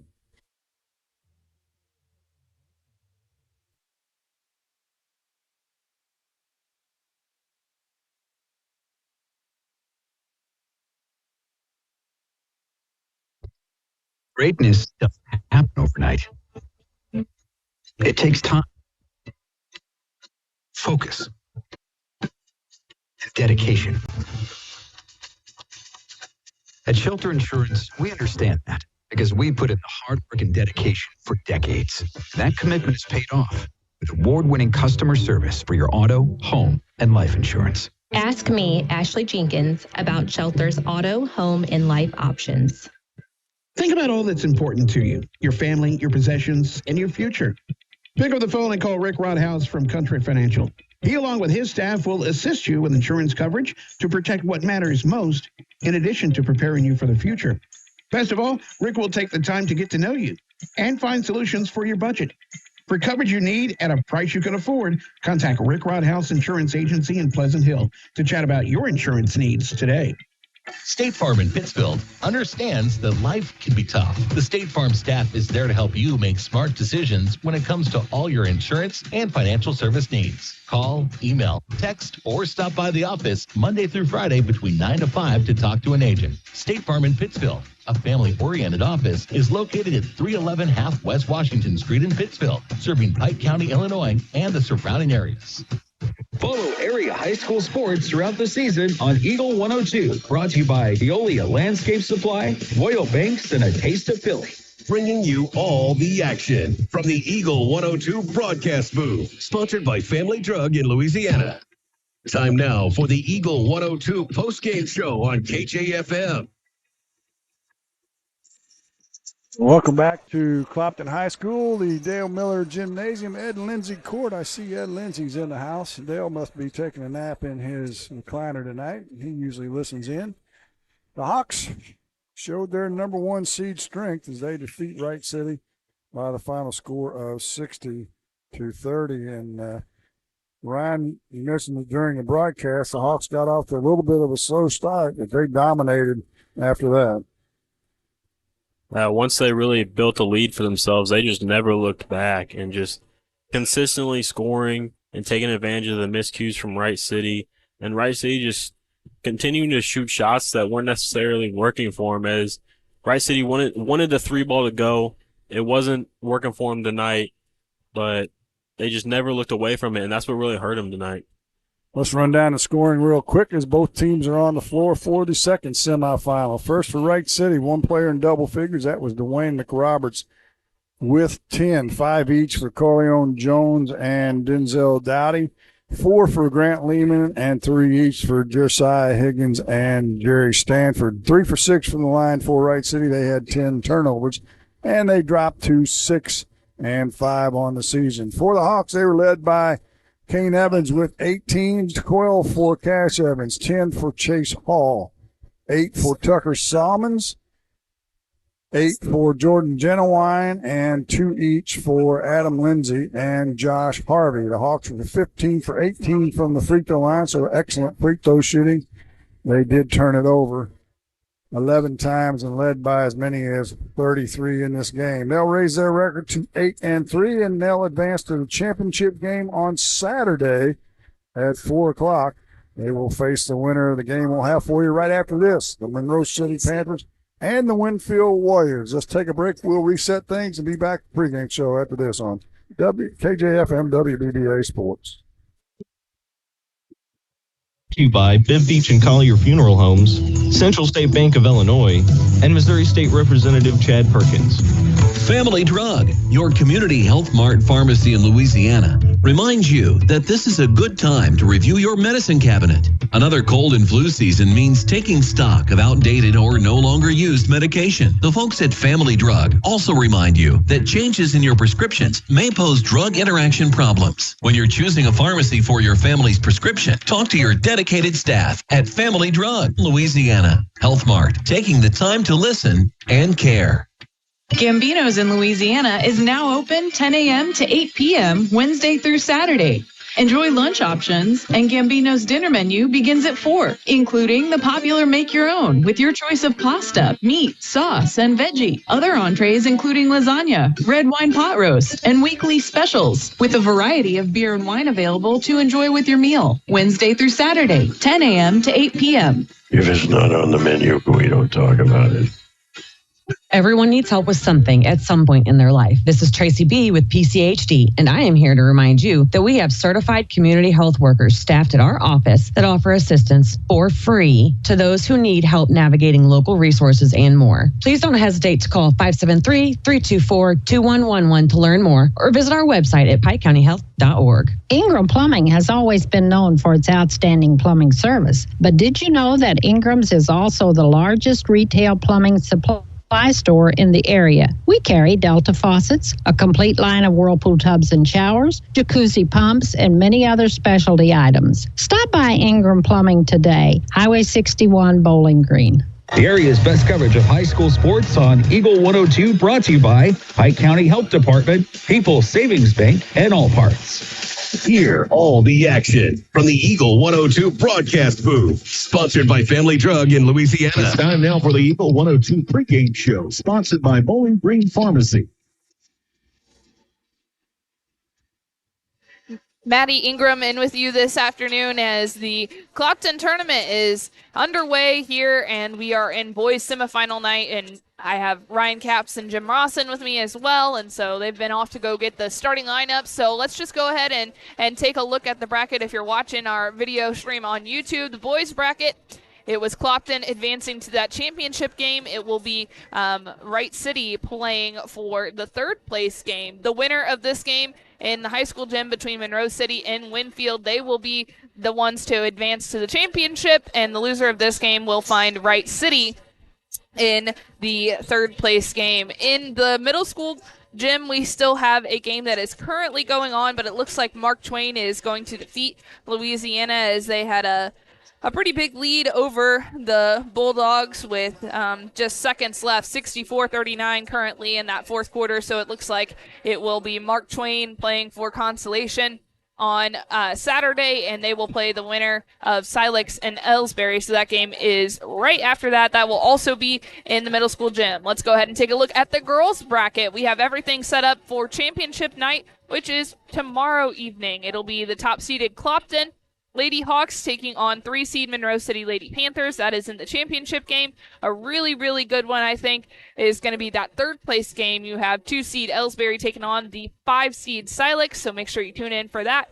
And then the consolation game is Winfield taking on Louisiana. So Winfield, the 4-seed, and 6-seed Louisiana. So we have those brackets, and we have all of that information online on our scoreboard page at KJFM WBBA.com. We'll keep you updated as we continue to move through the Clopton tournament. We'll take a quick break. We'll come back with keys to the game, starting lineup next on KJFM WBBA Sports. Coverage brought to you by Wood Smoke Meats, Farmers National Bank of Griggsville, and Tom Bolin Ford. It's a great time to buy or sell a home. I'm Vicki Cadwalder, and I take pride in offering skills that make the process go smoothly from beginning to end. Even after closing, I enjoy staying in touch and being there to help you if you have any other needs or questions. During the process, I'll work closely with your lender and other professionals to make it as effortless as possible. I'm here with you every step of the way, so when you're ready to buy or sell, call me and we'll create a personalized plan just for you. Vicki Cadwalder Real Estate, loving our small town life. Lynn's Heritage House isn't your average senior living facility. At Lynn's, residents have an abundance of social and recreational activities, including trips to the Twin Pike Family YMCA, numerous craft projects, and even the occasional day trip around Pike County. As a resident, you can enjoy the same independent lifestyle you've always enjoyed, but with the peace of mind knowing that help is available when needed. For more information, visit Lynn's Heritage House, 800 Kelly Lane in Louisiana, or online at lynsheritage.com. Hi, this is Shelley Clucky with Pike County Mutual Insurance Company. We appreciate the value of working hard and making sure you've taken steps to make sure you're prepared for whatever comes your direction. Best wishes to all of our area athletes for another amazing season from myself and Corey Buchanan at Pike County Mutual Insurance Company on the Square in Bowling Green. Pepsi Cola Bottling Company is a proud sponsor of the local schools and their athletes. When it's time to quench that thirst, reach for one of the many Pepsi products found in the local concession stands, including Pepsi, Mountain Dew, Sundrop, or the all-new Starry Lemon Lime. If you are wanting something other than soda, enjoy Bubbler, Clarbrun Water, Lipton Teas, Gatorade, and more. Pepsi Cola Bottling Company in New Haven and Bowling Green wishes all the area athletes a great season. Area high school sports on Eagle 102, brought to you by Rick Rodhouse, Country Financial Agent, Noah Builders, and Central State Bank of Illinois. Time now for the Eagle 102 Keys to the Game on KJFM, sponsored by Vicky Cadwallader Real Estate in Louisiana. 64-40, 63rd. We've got a illiterate photographer. We're trying to get her the scores. She's really bad at lip reading, too. 64-40. Louisiana fell to Mark Twain, so congratulations to the Tigers as they advance to the consolation game. 60-30, the Clopton Hawks defeat Wright City. And we've got the two teams on the floor for the second semifinal game. The Monroe City Panthers 6-3 on the season. Winfield Warriors 5-5. Have you seen either one of these teams? Did you see them in the first round? I did not get the pleasure of watching either of these teams play, so this is the most unknowledgeable game that I have on the week so far. Well, I'll tell you, I talked to both coaches, and Wright City, Monroe City says things are going right along for them and playing pretty well. They're going to pressure the ball, and they're going to try and take advantage of the break when they can. Winfield's going to be a little more physical probably than Monroe. They're 5-5 on the season, but they played some of the bigger schools in St. Charles County with schools like St. Dominic and places like that. So Coach Varner's pretty happy with them at 5-5 right now, and he said, we're coming along. And hopefully this will be another step for him tonight. Let's take a quick break, and we'll be back with the starting lineups and opening tip after this on KJFM WBBA Sports. Clopton tournament coverage brought to you by State Farm Insurance agents Rod Prentice and Brenda Crawford, Silex Banking Company, and Barnes Roots and Herbs. Don't have time to stop by the bank? That's not a problem if you're a customer of People's Bank and Trust. With our mobile and online banking service, you can now bank from anywhere. Deposit checks, pay bills, transfer funds between accounts, check the latest activity on your account, and view images of your checks, all from the convenience of your desktop and smartphone. So start banking on your schedule and download the People's Bank and Trust app today. People's Bank and Trust, hometown banking the way it should be. Member FDIC. Bowling Green Veterinary Clinic knows that getting the best care for your pet is a top priority. They strive to provide the greatest quality medical and surgical care for our furry companions. Their newly expanded and remodeled facility with accommodations for comprehensive inpatient hospital care and complete outpatient care allows the friendly and knowledgeable staff at Bowling Green Veterinary Clinic to keep your pet healthy and safe so the whole family can cheer on our area teams. Geared Up, just off the square in Pittsfield, is your first stop for screen printing and embroidery. Folks at Geared Up take pride in making their communities and schools look great while offering the best prices around. If you're looking to expand your wardrobe, or maybe a gift is on the list, stop by their store and check out numerous items in stock. When you're looking for custom apparel and awards for your business, organization, or team, stop by Geared Up, 211 South Madison in Pittsfield. Your car, your stuff, your savings. Combine your auto and renter's insurance with a call to State Farm Insurance agent Cindy Blaylock in Louisiana, and let Cindy show you how to put life back in your life insurance. Auto, home, and life. Make your wallet happy. Here to help life go right, State Farm Insurance agent Cindy Blaylock in Louisiana. Area high school sports on Eagle 102. Brought to you by Cellular and Satellite Center, Pike County Memorial Hospital, and Community State Bank of Missouri. The Eagle 102 starting lineups on KJFM are sponsored by Community State Bank of Missouri in Bowling Green and Troy. Let's take a look at the starting lineup. First for the Winfield Warriors. As I mentioned, they are 5-5 on the season. Starting for them, a senior at 5'10", number 2, Brady Creech. A junior at 6'4", number 5, Logan Keel. A junior at 6 foot, number 20, Connor Martin. A senior at 6 foot, number 23, Camden Palmer. And a senior at 6'2", number 30, Caden Palmer. Palmer, Martin, Keel, Kiel, and Creech for Coach John Varner and the Winfield Warriors. For the Monroe City Panthers, they are 6-3 on the season. Starting with them, a senior at 5'10", number 1, Trey Smizer. A sophomore at 5'8", number 3, Quincy Mayfield, a sophomore at 6'4", number 20, Brent Holland, a sophomore at 5'10", number 21, Toby Sapp, and a senior at 6'2", number 24, Waylon DeGray. So it'll be Gray, Sapp, Holland, Mayfield, and Schmeiser for head coach Brock Idris and his Monroe City Panthers. Winfield's assistants Damian Cagle, Justin Bray, and Travis Trent, and the assistants for Brock Idris, longtime assistant Rick Baker and Grant O'Brien. Winfield will be the visitors on the scoreboard as the number 3 seed. They're in their road red jerseys with white numbers and black trim. Monroe City with their home whites, black numbers and gold trim. Missouri Tiger colors for those of you that are Tiger fans. And if you're not, I'm sorry to hear it. Mizzou had a really successful season this year in football, at least, winning their bowl game. Y'all don't know it. Ryan plays football at Quincy University. They've had a coaching change, so he'll get to enjoy some changes come spring ball. He's not too far around the corner. And the other gym, as we mentioned, Louisiana upset by the 8 seed Mark Twain 64-40. Clopton advances. They will play the winner of this one with a 60-30 win over the Wright City Wildcats. Maddie went through the bracket for tomorrow night. We'll have 3 games for you tomorrow night as well, starting at 5 o'clock. So come on out and watch the trophy games for the girls, and then we'll do the same on Saturday, actually in the afternoon, which I love that. You do too as a young buck, don't you? You want to go out and run around on Saturday night. I want to go home and go to bed.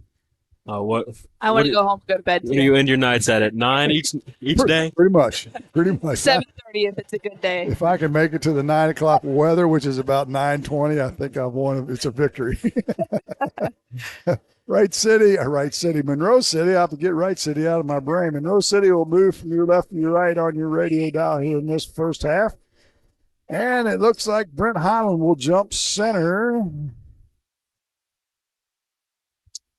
against Logan Keel, and Holland controls for Monroe City. Quincy Mayfield, the running back for the football team, for Trey Schmeiser, who was the quarterback, and they nearly turn it over, but it goes off of Winfield back to Wright City.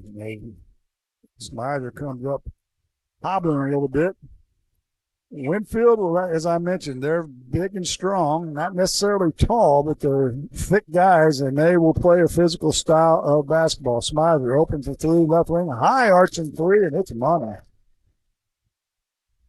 Don't see high arching shots like that, but it went right through the hoop. 1-2-2, kind of a token press. They try and trap, and it's stolen away. Mayfield goes to the hoop, and he's fouled from behind by Palmer. Caden, and that'll be his first. That's one of the first things I noticed about each of these teams warming up is Monroe looks to have a significant height advantage, having Waylon DeGrave, who's a good 6'4", as well as looks like Brent Holland is also a 6'4", 6'5" in that range. Waylon DeGrave, as Quincy Mayfield makes the first. I believe Waylon is going to Lindenwood to play football. D1 scholarship for Waylon. Mayfield makes both free throws, and Monroe jumps out quickly to a 5-0 lead. And the 1-2-2 press, they'll wait and try and trap when they get in the front court.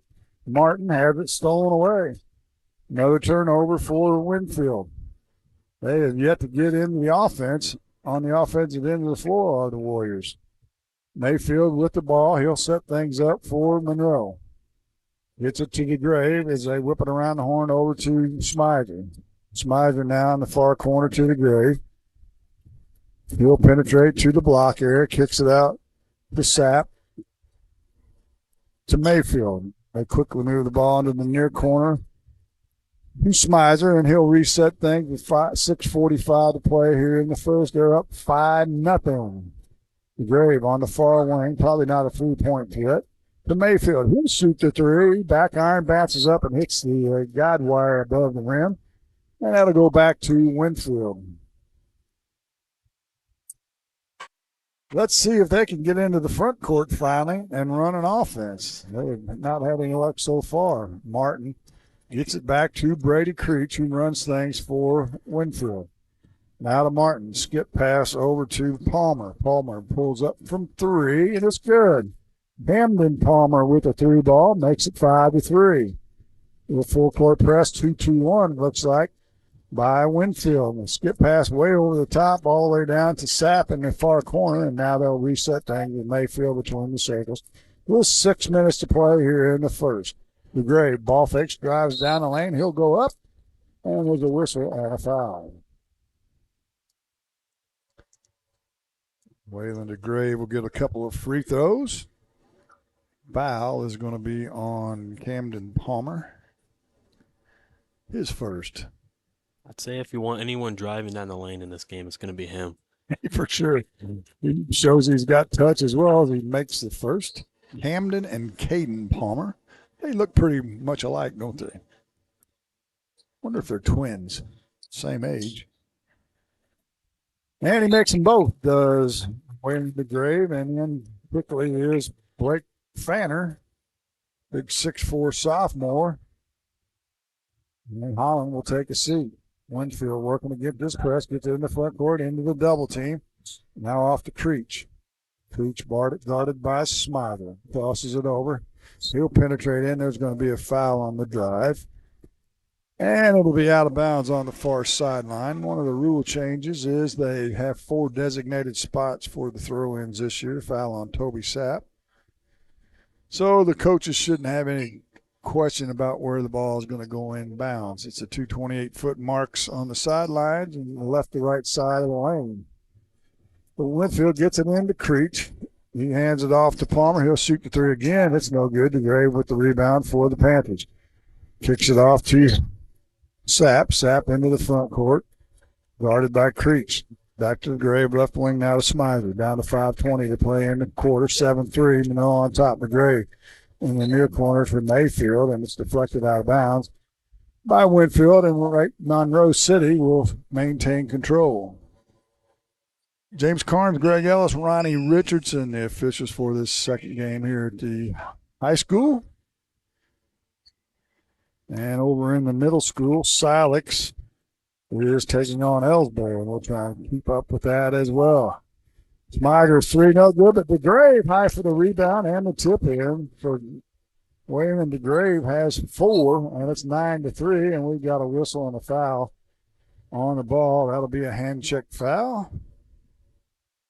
Monroe's really just found ways to just control this game so far. As you mentioned, Winfield really wants to pressure, but if they can't get the ball across and get offensive possessions, then they're not going to be able to pressure the way they want to. Camden with his hands it off to Creech. They work it around the far sideline to Camden again as he worked his way around. And now Winfield throws it away. Tried to get it back to Creech, and it got past him out of bounds at the center court line. Turnover number 3. And in comes Wyatt DeGray, the 6'1" freshman. And Moss will take a seat, or check that. Sapp will take a seat for Monroe City. 9-3, they lead it. They have the ball. They're working around to Smiger. Smiger in the far corner to Mayfield. Mayfield fires a 3 off the front iron. No good, and it goes straight out of bounds. Looks like he and Smizer have pretty much the green light from 3 if they want it. A little inside out might have worked a little better on that particular possession, however. Winfield again against this press. No problem this time. In the far corner to Camden. He drives into the paint. His finger roll won't go. Caden's put back, blocked away, and Monroe comes away with the rebound. Smizer needs some help in the backcourt. He picked up his dribble, hands it off to the grade, and they'll set the offense. Wyatt with it, and he double dribbles. Started to pass, and had already dribbled and dribbled it again. And that's a no-no. Winfield's still just struggling to get anything going offensively as they hit that 1-3 to start out the game, and they've gone really silent here. Caden with it now to Keel. Keel to right side to Creech. Man-to-man defense by Monroe in the half court. Down the paint, slashes Martin, and his shot won't go. Winfield gets the loose ball rebound. Back to Keel. His shot won't go, and it goes out of bounds off of Banner that time of Monroe. And the Warriors will have it left side of the paint. Back in Britt Collins for Monroe, as will Abrams Miser. It looks like both teams are going to go fairly, well, Ace Monroe fairly deep into their bench, as Monroe has run them in and out here in this early going. Winfield in the half court against the man. Creech drives to the block, gets in the paint. Nice pass off the keel, and his way up and good.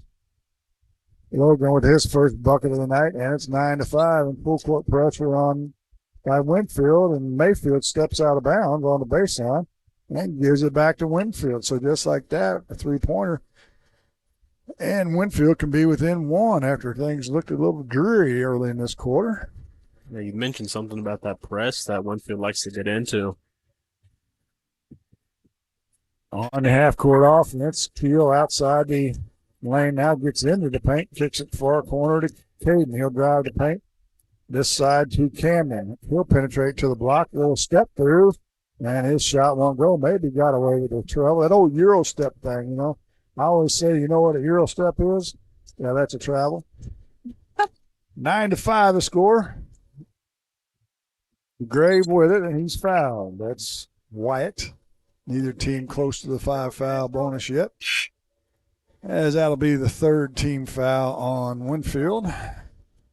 Things are just getting started in the middle school gym. Currently, Ellsbury leads Silex 5-2. First sub of the game in for Winfield, and it is number 10, Colin Sams.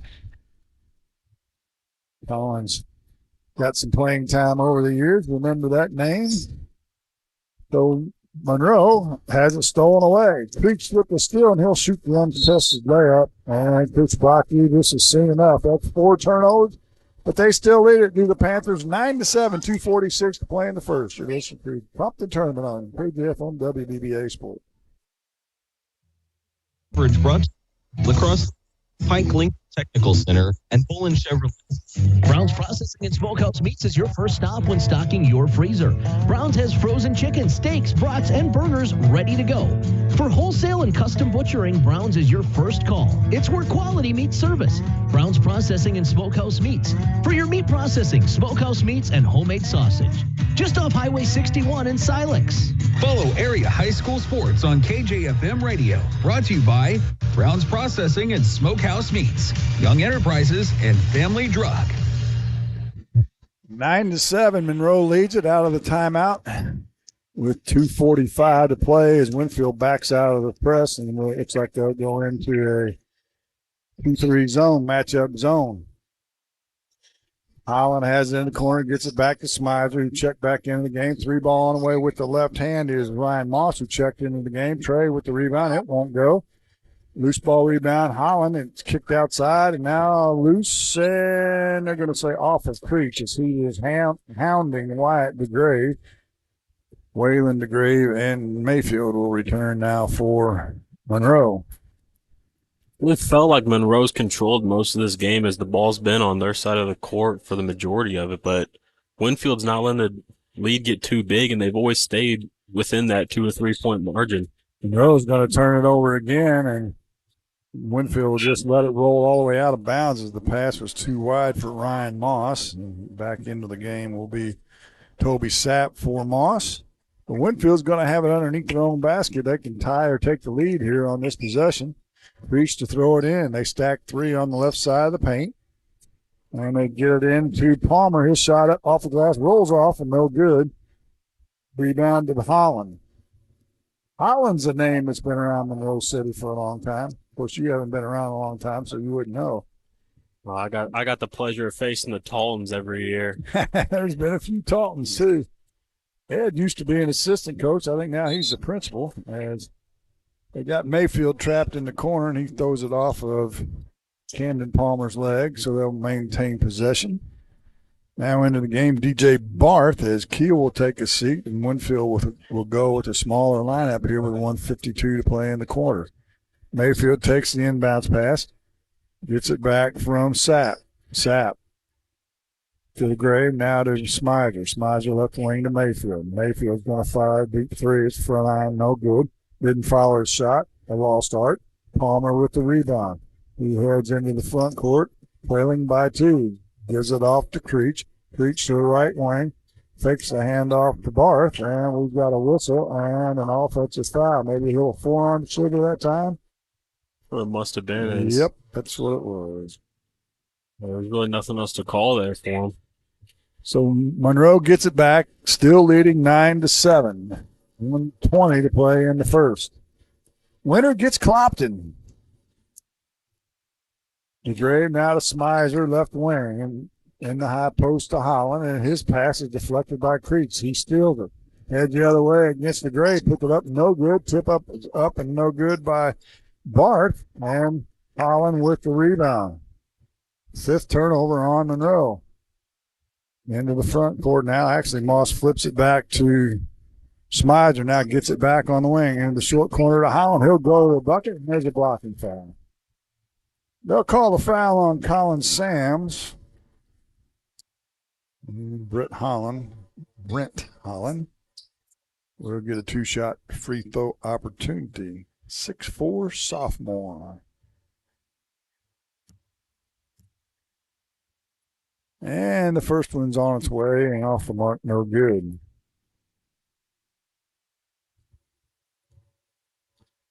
Waylon DeGrave and Trace Smizer are the only seniors that have got a lot of playing time so far. Monroe's got some talent to spare come next year. But they're trying to make it happen this year as Holland's second free throw is good. He's 1 for 2. One lead, back to 3. Back quickly, 3 ball from the corner. No good by Palmer. Monroe with the outlet pass is deflected out of bounds by Winfield, and they'll get it right here below us, just to the left side of the score table, with 42 ticks to play in the quarter. Winfield's doing a great job of negating the height advantage that Monroe has against him. Connor Martin checks back in for Winfield. Smizer on the left wing now to Mayfield. Fumbles his dribble, gets in the high post of the Grave. He tries to get it down low, but it's deflected, goes off the fingertips of Holland. And then turnover number 6. We'll give it back to Winfield with 27 seconds to play in the first quarter. They can tie it with a 3. They trail 10-7. And Creech is going to walk it up, and looks like they will play for 1. Coach John Varner calling play number 4. Creech has it between the circles, down to 10. Here comes a pick from Sams. Creech still on the dribble. Gets it to the right elbow. Steps back. 3-pointer. Good. Brady Creech with a 3-pointer at the horn, and he ties it. 10 for Monroe, 10 for Winfield. We're tied at the end of the first quarter. You listen to Clopton Invitational on KJFM WBBA Sports. Clopton tournament coverage brought to you by Brown's Processing and Smokehouse Meats, Calumet of Missouri, and Center Locker Service. At Pike County Memorial Hospital, we know how important athletics are for your kids, but with an active lifestyle of sports comes health risks and safety hazards. As a certified athletic trainer at PCMH, I work closely with our primary care physicians, orthopedic doctors, and physical therapists. We can make a difference between safe play and dangerous injuries for your athletes. Working with Bowling Green, Clopton, and the Louisiana schools, our goal is to provide the best possible outcome for your athlete. I'm Eric Schaefer, certified athletic trainer at Pike County Memorial Hospital. I'm at work while your athletes are at play. CMC Distributing in Louisiana is the place to turn for steel, culverts, industrial supplies, and central welding supplies. In addition, CMC Distributing offers trailer parts, truck accessories, truck beds, and trailer repairs. At CMC Distributing, they always go the extra mile while working hard to make sure you're satisfied. They do it that way for a simple reason. They appreciate your business. CMC Distributing, Highway 54, West Louisiana. High school sports on your area sports leader, Eagle 102. Brought to you by Bowling Green Tractor, Vicki Cadwalder Real Estate, and Ingram Plumbing. bringing you all the action from the Eagle 102 broadcast booth, sponsored by Family Drug in Louisiana. Creek's 3 ties it at the horn, and Winfield has it to start the second quarter, but Connor Martin's shots blocked on their first possession, and Monroe maintains possession off after the block. Starting lineups back in for Monroe City, as they are. No, Keel is not in the game. Actually, he's the only starter that's not in. Colin Sams is in for him. Smizer in the corner to Moss. Skip pass over to Mayfield. Mayfield, he'll shoot the 3. It's short. He's been short all night after he made that first 3. He picks up the loose ball rebound, penetrates in the paint, double pump side up, and good. Quincy Mayfield's got 4, and it's a 12-10 lead for the Panthers. This looks like it may go down to the wire, and a cross-court pass nearly stolen by Smiger, but goes out of bounds as it just barely missed Brady Creech. And Winfield will have it on the far sidelines with 6:57 to play here in the half. Creech looks for marching orders from Coach John Varner, and he'll get them. Hands it off to Martin as they run a little weave to Palmer.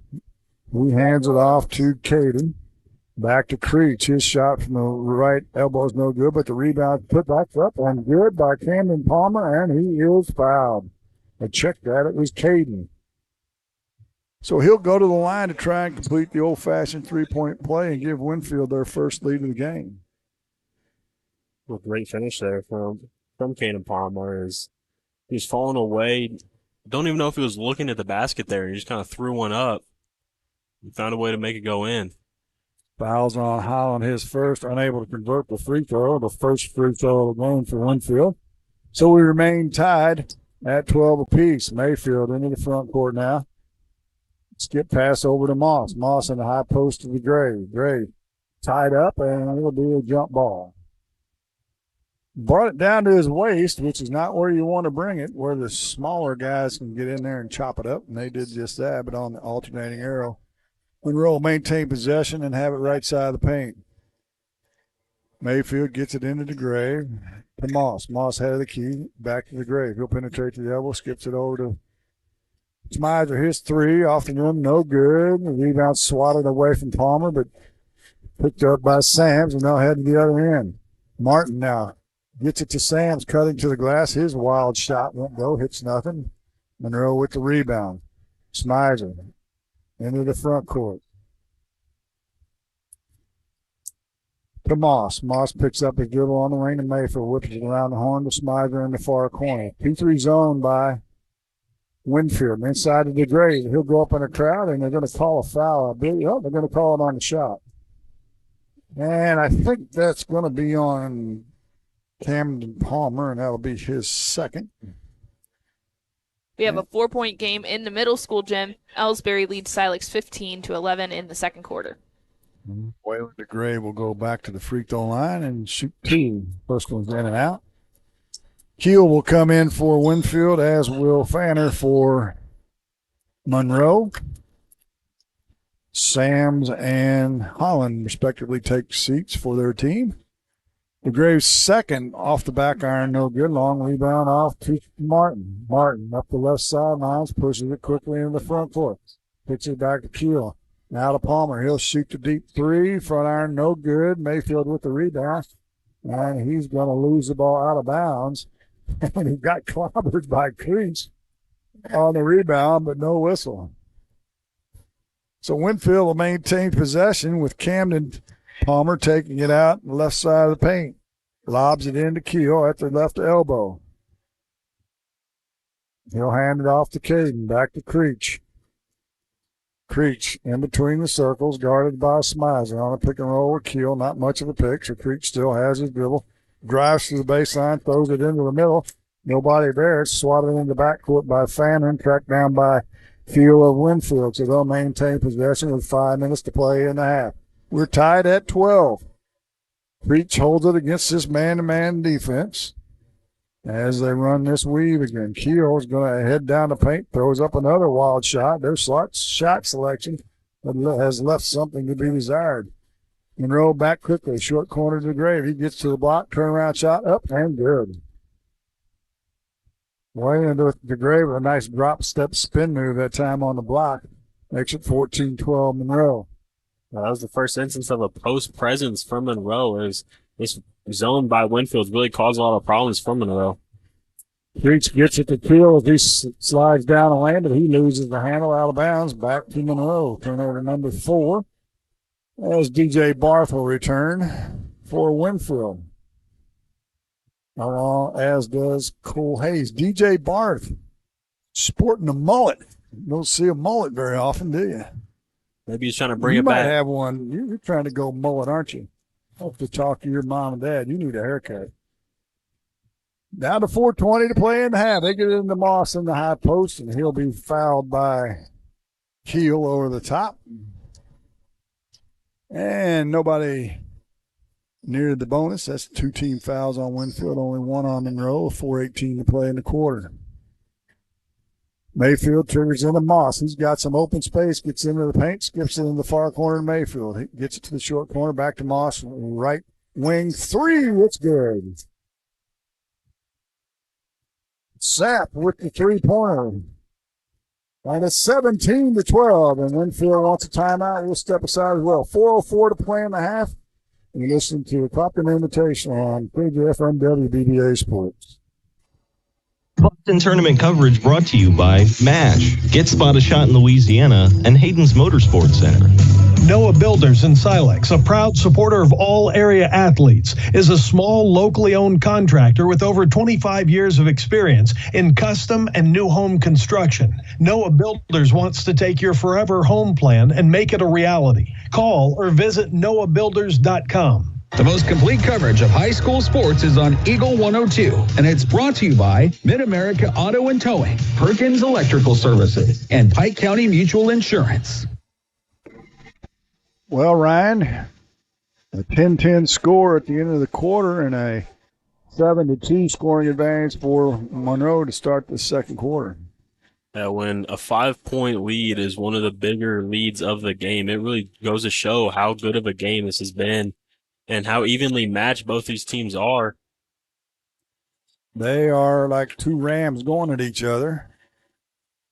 And out of the timeout, Winfield will have it on the baseline in the backcourt. And let's see what Monroe wants to do. Defensively, it looks like they're going to have that, set up that 1-2-2 trap. They start at 3/4 court and try and funnel the offensive player to the wing, but no luck there as Winfield throws it over the top and Creech sets things up with 3:50 to play in the quarter.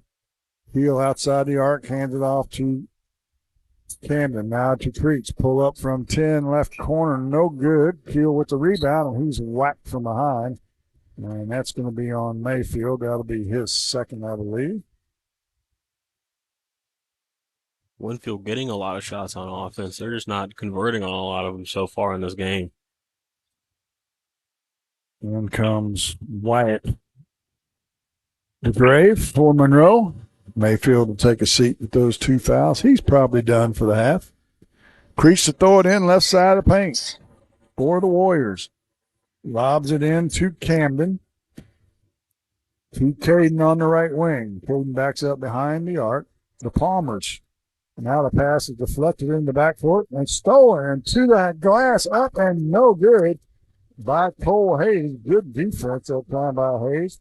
And he'll get free throw opportunities for his efforts. Yeah, a foul we can't be mad at, as it does prevent an easy 2 points for the Panthers, but this could spell danger for Winfield as this will, if he converts on both of them. First one rattles home. Holland back in along with Waylon DeGrave for Monroe. Moss and Fanner take a seat. Also back in for Winfield is Colin Sams and Connor Martin. DJ Barth takes a seat, as does, I think it was Camden. Nope, it was Caden Palmer. Second free throw, no good, and it's 18-12 in the far corner. Camden open, can't get the 3 away, gets it back to Creech in between the circles. Down to 3:14 to play here in the first half. Keel off the right elbow, hands it off to Connor Martin in the near corner to Sam drives in the paint. His runner from 8's no good. Holland high for the rebound for Monroe. Hands it off to Smiley. Up quickly to Hayes, and he traveled. Out in the wide open space. Didn't get a good jump stop that time, and whistled for the travel.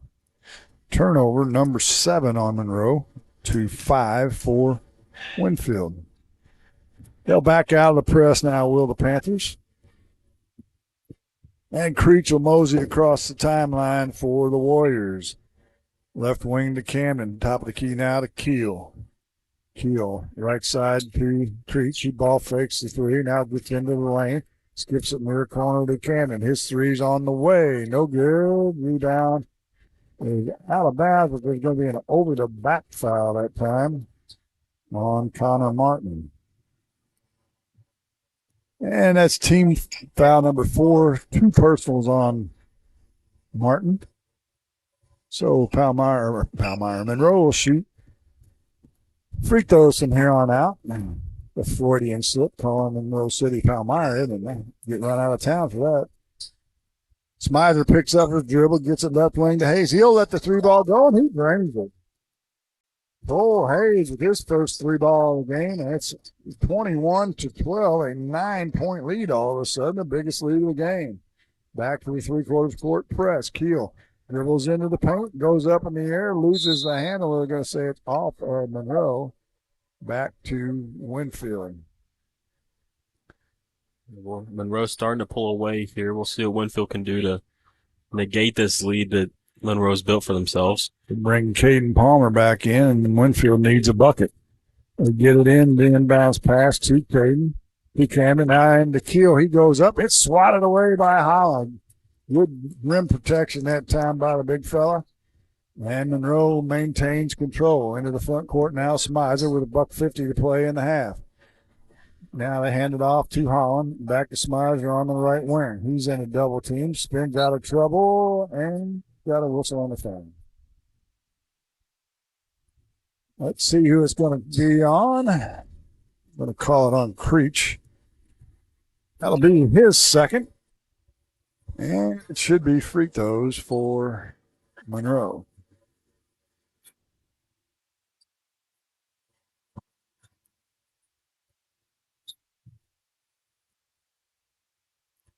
As they finally get the official's attention, and Trey Smizer will go to the line to shoot those 2 shots. As you haven't listened to high school basketball this year, 5 fouls a quarter. You get over 5, you shoot. The other team shoots 2 fouls. Smizer's first one's no good. Creech is going to have to be careful here with 2 fouls. He doesn't want to pick up a third one here in the first half. He's been a real factor in this game so far for Winfield as the main ball carrier. And quickly down, Winfield, Camden, Palmer scores. And it's 22-14. Now you're right. 2 fouls on Creech, Connor Martin, and Camden Palmer, so they all have to be careful. Minute 23 to play in the half. DeGrave, that's Wyatt. Slashes in the paint and hands it off to Whalen. Whalen in the short corner, looks for help and throws it away. Stolen by Caden. Caden brings it in the front court to Camden. He's going to shoot from way downtown, and it's short. Creech saves it inbounds to Keel. Keel up and scores. Good hustle that time. That's a hustle bucket for Winfield, thanks to Brady Creech. Into the front court, under a minute to play. Hayes holds it, waits for help, and his pass is kicked by Creech. And Monroe will maintain possession, far sideline. About the 28-foot mark with 48 ticks to play. 22-16. Monroe still on top. They've led by as many as 9. Smizer now gets it to Wyatt. DeGrave inside to nobody. Goes right through everybody, through the wickets. Turnover number 8 gives it back to Winfield with 37 ticks to play. That was a big wasted opportunity by Monroe as they just end that possession without a shot even going up. Creech walks it into the front court looking for a screen from Keel. Not much happening there. Hands it off to Camden. Back to Caden. Caden on his They whip it around from Martin out of Keel. Head of the key now to Palmer. Hands it off to Creech. Down to 13. Now they'll play for 1. Down to 10. Creech waving off, and he's going to take it himself. Ball fakes. Goes to the glass. Loses the handle on the way up. And Martin with the pickup. Creech at the offensive rebound. He puts it up. It rattles around and won't foul. They won't fall. They got 2 looks at it. They couldn't get it to fall. And so that'll do it for the first half of action. The Monroe City Panthers 22. The Winfield Warriors 16. Halftime shows next on KJFM WBBA Sports. Coverage brought to you by J. Roberts Jewelry, Bill Allen Auction Services, and Gambino's Eatery. The Eagle 102 halftime report is coming up. Brought to you by Cellular and Satellite Center in Bowling Green. Cellular and Satellite Center is the only stop you need to make when it comes to satellite providers, offering DirecTV and Dish Network along with antenna installs. Wait, there's more. They also offer several options for internet service with Viasat, HughesNet, and AT&T. Hold on, there's still more. They can also do security system installations, have TVs in stocks, mounts, and cables. Now, a special message from Matthew Niemeyer himself. If you call an 800 number and they say we will be the local installer, they are wrong. Contact Matthew at Cellular and Satellite Center in Bowling Green, your local authorized dealer. State Farm in Pittsfield understands that life can be tough. The State Farm staff is there to help you make smart decisions when it comes to all your insurance and financial service needs. Call, email, text, or stop by the office Monday through Friday between 9 to 5 to talk to an agent. State Farm in Pittsfield, a family-oriented office, is located at 311 Half West Washington Street in Pittsfield, serving Pike County, Illinois, and the surrounding areas. Since 1939, Meyer Implement Company has been serving the local agricultural and business communities with quality sales and service. Meyer Implement has also taken great pride in supporting those communities and would like to wish the area sports teams the best of luck throughout their seasons. Be sure to stop by and visit the people who truly appreciate your business. Meyer Implement Company in Bowling Green. Looking for a bank that does it all? Choose C&B Bank and Trust. They've got your financial needs covered with a range of checking and savings options. Plus, their lending solutions are tailored just for you. Trust C&B for banking that fits your life. Stop in their Pittsfield location or visit anytime at cnbil.com. C&B Bank and Trust, helping to open doors since 1854. Member FDIC, Equal Housing Lender. Area high school sports on Eagle 102. Brought to you by Rod Prentice and Brenda Crawford, State Farm agents, Pepsi, and Ackles Farm Market. Hear all the action from the Eagle 102 broadcast booth. Sponsored by Family Drug in Louisiana. It's now time for the Eagle 102 halftime report on KJFM. Sponsored by Cellular and Satellite Center in Bowling Green. 10-10 at the end of the first quarter and a 12-4 scoring advantage for Monroe City in that second quarter, and they go to the locker room on top by the score of 22-16. And Ryan, it's been a game where Winfield's never led, but Monroe hasn't been able to put them away either. It's been one of the most evenly matched team faces that we've had in this tournament so far. Is Monroe's led for the entirety of this game, but they haven't been able to pull away, like you mentioned. And that's what's going to be a key factor, is if they can continue to put offensive possession together where they don't end in a turnover and they end at least with a shot going up, to where if they can really pull ahead in this game. Let's take a break, and we'll be back with first half scoring right after this on KJFM WBBA Sports. Clopton Tournament coverage brought to you by Bouquet Florist and Gift Shop, Lynn's Heritage House, and Bowling Green Veterinary Clinic. Cellular and Satellite Center is the only stop you need to make when it comes to satellite providers, offering DirecTV and Dish Network along with antenna installs. Wait, there's more. They also offer several options for internet service with Viasat, HughesNet, and AT&T. Hold on, there's still more. They can also do security system installations, have TVs in stocks, mounts, and cables. Now, a special message from Matthew Niemeyer himself. If you call an 800 number and they say we will be the local installer, they are wrong. Contact Matthew at Cellular and Satellite Center in Bowling Green, your local authorized dealer. Get the best deals of the year during New Holland's Value Bonanza, going on now at Bowling Green Tractor. Put 0% financing for 72 months in your pocket, or choose a freeloader on Workmaster subcompact and compact tractors and Boomer compact tractors. Reliable, powerful, and easy to run. They help you tackle chores without breaking the bank. Work smarter with year-end Value Bonanza savings at Bowling Green Tractor. Stop in today. Offers end December 31st. For commercial use only, customer participation subject to credit qualifications at CNH Industrial Capital America LLC approval. Standard terms, conditions, and other restrictions apply. Down payment may be required. Think about all that's important to you, your family, your possessions, and your future. Pick up the phone and call Rick Rodhouse from Country Financial. He, along with his staff, will assist you with insurance coverage to protect what matters most, in addition to preparing you for the future. Best of all, Rick will take the time to get to know you and find solutions for your budget. For coverage you need at a price you can afford, contact Rick Rodhouse Insurance Agency in Pleasant Hill to chat about your insurance needs today. From the classic cheesesteak and rich crab cakes, a taste of Philly in Bowling Green is a fan favorite. A meal ready for you before or after the game, and game day jerseys are welcome. Open 7 days a week. A taste of Philly. Business Highway 54 West in Bowling Green. The best coverage of high school sports on KJFM, brought to you by Community State Bank of Missouri, County Market in Louisiana, and Bowling Green Pharmacy. Welcome back to Clopton High School, the Dale Miller Gymnasium at Lindsay Court. We're at halftime of the second semifinal game here on the boys' side of the bracket. On the championship side, winner gets the Clopton Hawks, who defeated Wright City 60-30. At half, Monroe leads at 22-16. Let's take a look at the scoring. Not a whole lot of scoring in this ball game. Brady Creech with 5, along with Camden Palmer for Winfield.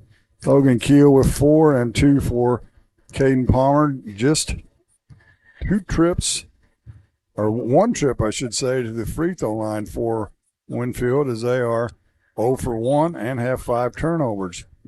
For Monroe, Waylon DeGrave leads them with 6, 4 each for Cole Hayes, Quincy Mayfield, and Trey Smizer, 3 for Toby Sapp, and 1 for Brent Holland. They are 7 for 12 from the free throw line, so it's pretty easy to figure out the difference in this game. It's the opportunities from the free throw strike. And 8 turnovers for Monroe, so that's something I'm sure Coach Idris addressed at halftime. And so what are you telling their teams as they come out in the second half? I'm telling Monroe that they just have to find ways to score the ball. They've had this lead for the entirety of the game, but they can't be satisfied with it. They can't be satisfied with a 4-6 point lead, as those can be negated in a matter of seconds, as often seen in high school basketball. And with Winfield, they just have to continue to pressure Monroe City, as Monroe City hasn't really had an answer for the pressure that Winfield's brought to them from their zone.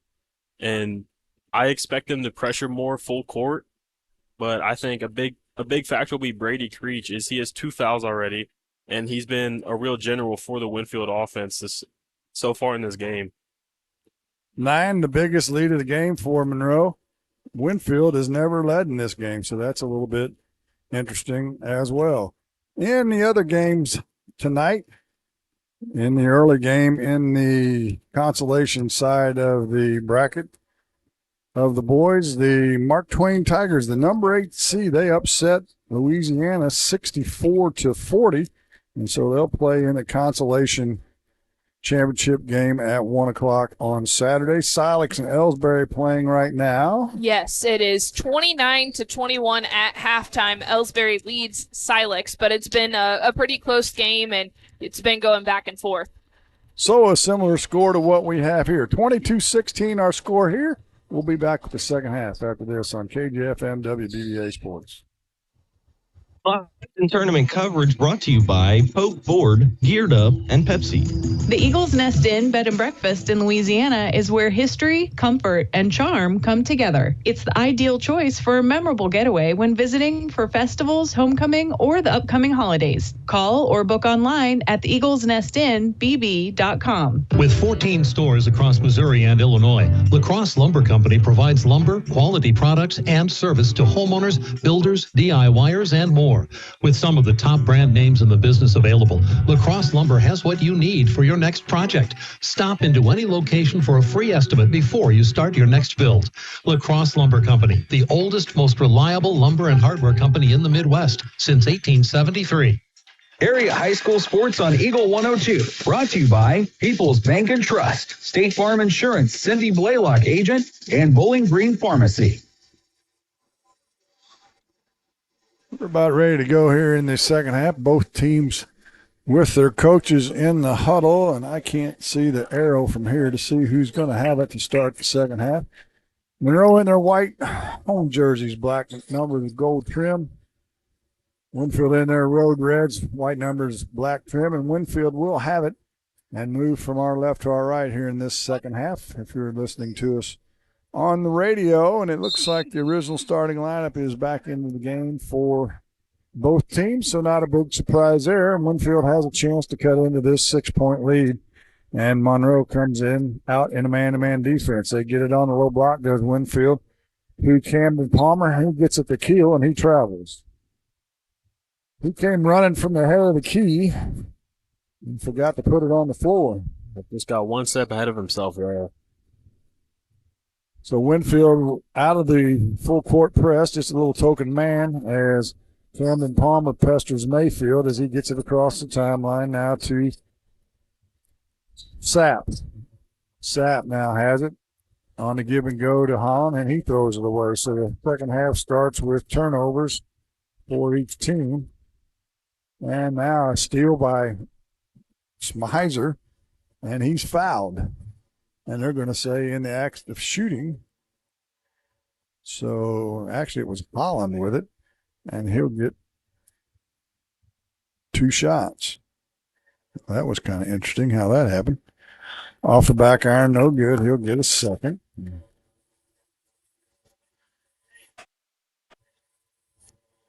The 6'4" sophomore fires with the right hand, and that one does a 360 and drops. So the first points of the second half for Monroe as they go into that little 3/4 court trap. No problem for Winfield. Martin now gets it out to Camden. Or check that, it's Caden. I can't keep them straight. They look so much alike, and it's thrown away by Martin as Peel went the other way. So Winfield starts the second half with 3 turnovers in the first 55 seconds of the quarter. Huge miscommunication there from Winfield as you cannot allow offensive possessions to end in turnovers and not even get a shot up. Empty possessions are a killer. You are correct. Mayfield on the left wing now for the Panthers between the legs to Smiley. Right wing now to Sapp as they play a little catch. Sapp now in the short corner to Holland to Sapp. Sapp now dribbles to the key to Grave. Left wing now to Smiley. Smiley into the corner. Kicks it back to Grave. He's going to penetrate in the paint and back to Mayfield. He's up. Fakes the 3, goes in, puts it up off the glass, takes the contact. Holland with the offensive rebound. We're going to go, but there's a whistle and a foul. Brent Holland will go back to the line for 2 shots. Again, here in the third quarter. Foul is on Camden Palmer, his 3rd. First free throw, back iron, no good. He'll get a second. Heideman's really showing through for the Panthers so far. That's his 2nd offensive rebound, I believe. Can't convert the free throws, what he'll be doing tomorrow. And the lead remains at 7 at 23-16. Into the front court against this 3/4 court pressure. No problem for the Warriors. Creech now has it. Right corner to Camden Palmer. Back to Creech. Like straight up man-to-man defense by Monroe. Creech drives to the short corner, down on the block. Gets it into Palmer. His shot's up and good. That was Caden with the first field goal of the second half by either team. Mayfield back quickly for Palmer. They'll slow things down now. Whip it around to Smizer in the left corner. Head of the key to the Grave. The Grave to the right elbow. Mayfield in the far corner. Dribbles into the paint. Amongst the trees. Has it swatted. And he's fouled. He got it on the rim, but it didn't go. And then Quincy Mayfield will get 2 shots. So that's kind of the difference in this game, really, is Monroe penetrating and getting to the line where Winfield hasn't been able to do that yet. Yeah, every possession that Monroe's had so far has ended at the charity stripe so far, and they haven't really converted so far yet. But if they can get their free throws start to fall, it'll be Monroe really pull away here. They were 7 for 12 in the first half. They're now 1 for 5 in the second half as Mayfield will get a second. It's on the way and good. He's got 5 for the game, and it's 24-18, about to a 6-point lead. Palmer gets it into the front court, hands it off to Creech. Creech now to Camden. Camden drives and with the charge. Mayfield got in front of him, and Whitrow for Camden Palmer. That is his 4th. And Coach Varner says, I'll take a timeout, and we'll talk about this. 24-18, Monroe on top, 5:36 to play in the third. Listen to Clopton Tournament on KJFM WBBA Sports.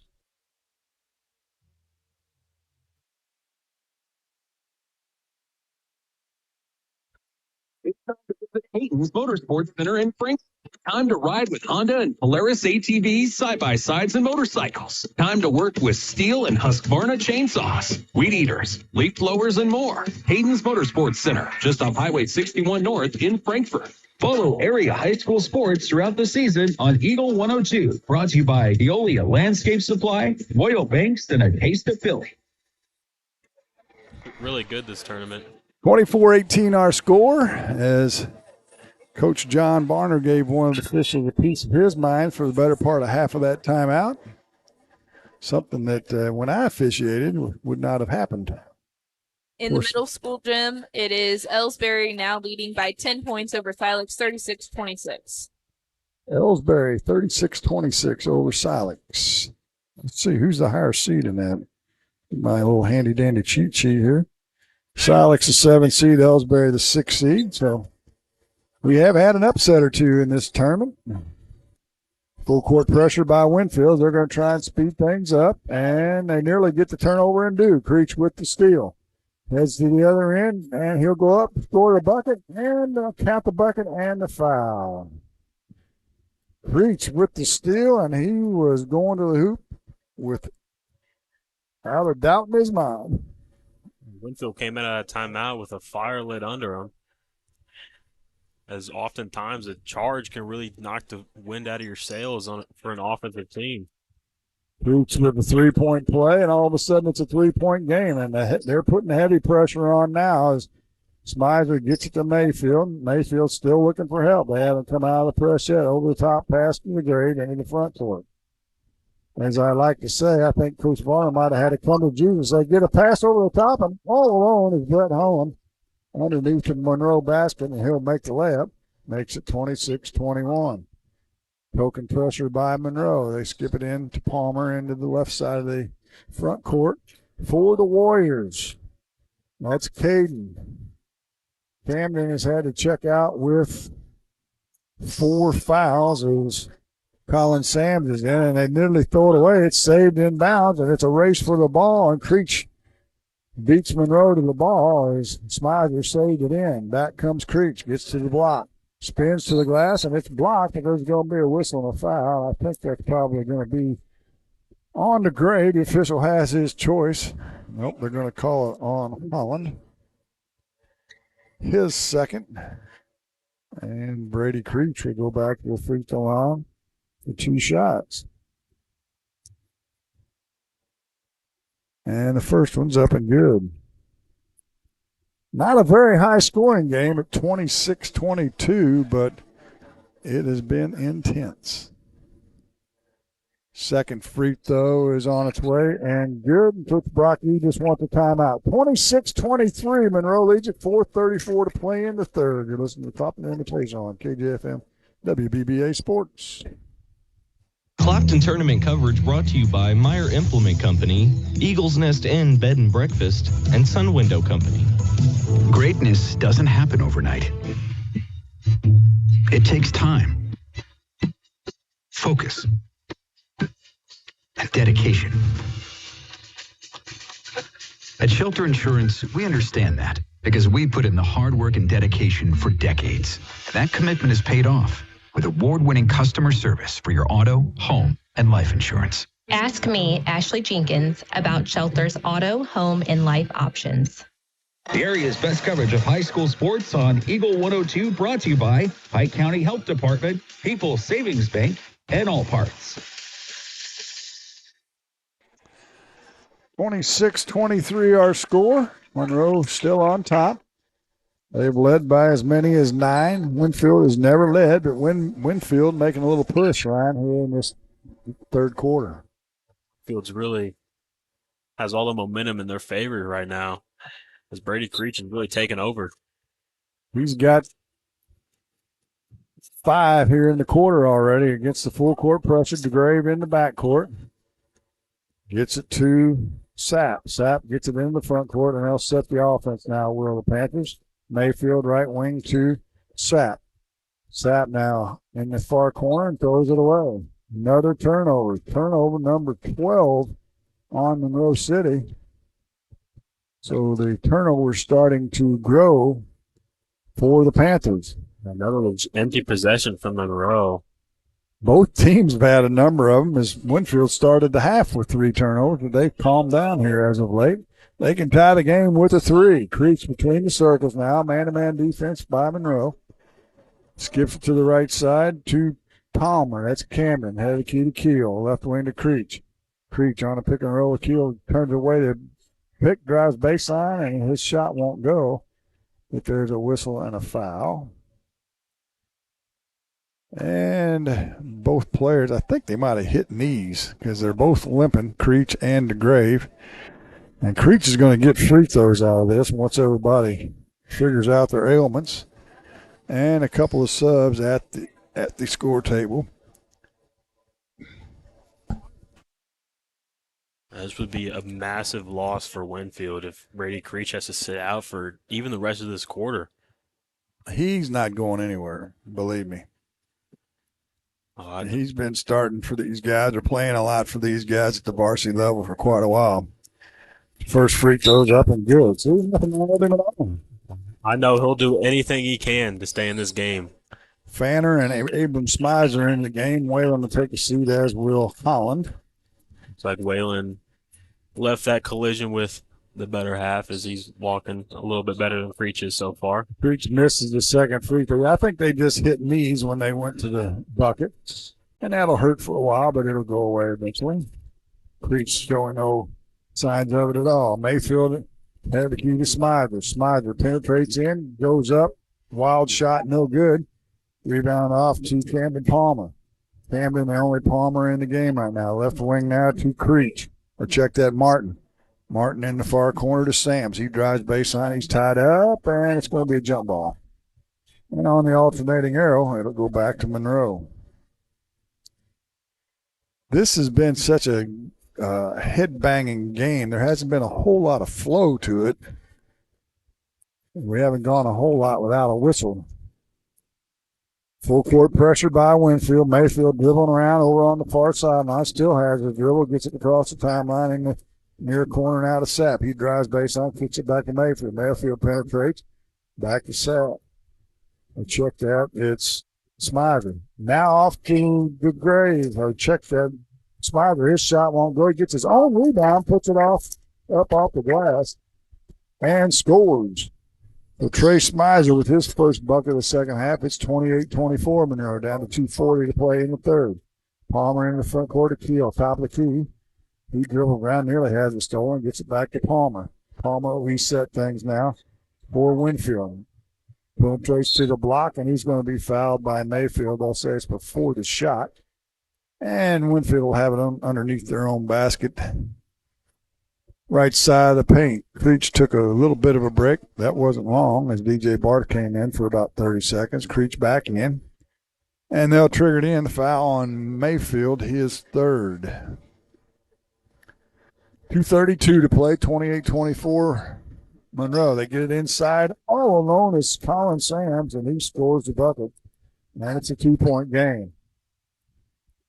Heavy full court pressure, 1-2-2 press. Winfield gets a foul as Palmer fouls Smizer as he got it in the center part of the court. And that'll be 2 on Caden Smizer. And that actually sends Winfield over the 5-foul bonus. And Monroe will shoot free throws from here on out in the quarter. 2 shots for Trey Smizer. First one is good. We'll see if Monroe can take advantage of being in the bonuses. So far this half, they haven't shot their free throws particularly well.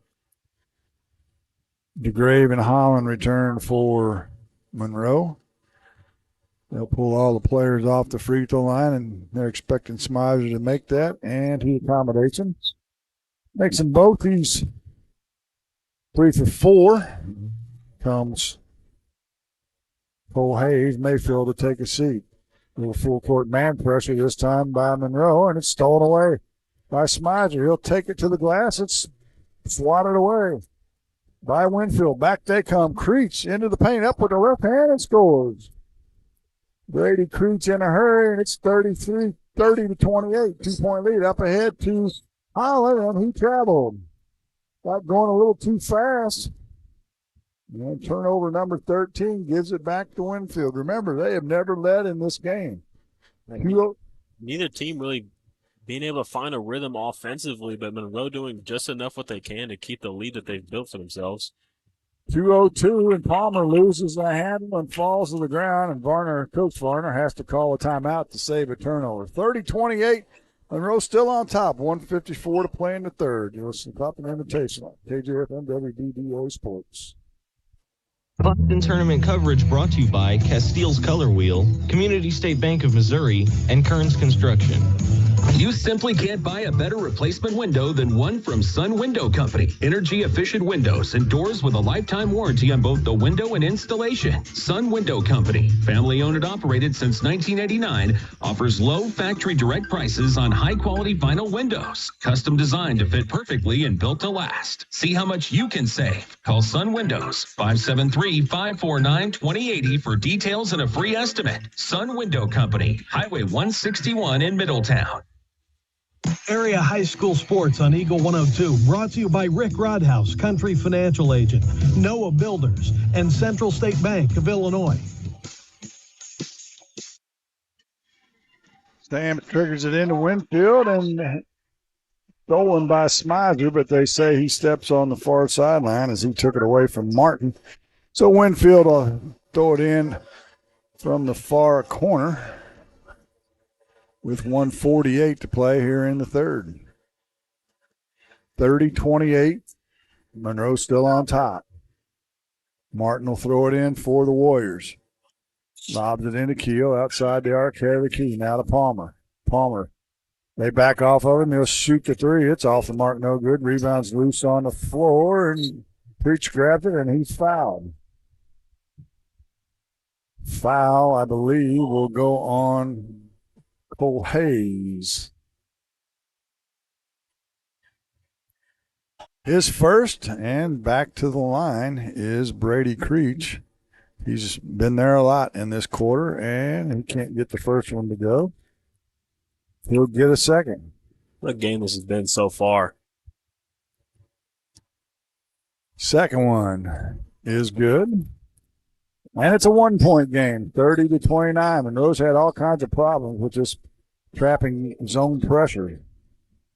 Graves still in the backcourt. Gets it to Hayes across the timeline. Now they lob it inside to Holland. His catch and put back is good. Nice lob look that time from Sapp. And it's 32-29, down to a minute 20 to play. Keel on the near sideline, drives to the baseline, and he's going to charge into the grave. And that'll be foul number 2 on Logan Kyle. As Palmer will take a seat to try and save that third foul with a minute 16 to play. DeGrave has it, gets it across the timeline from Monroe, waits for guard help, hands it off to Hayes. Hayes down the paint, shoot, and scored, and it's fouled.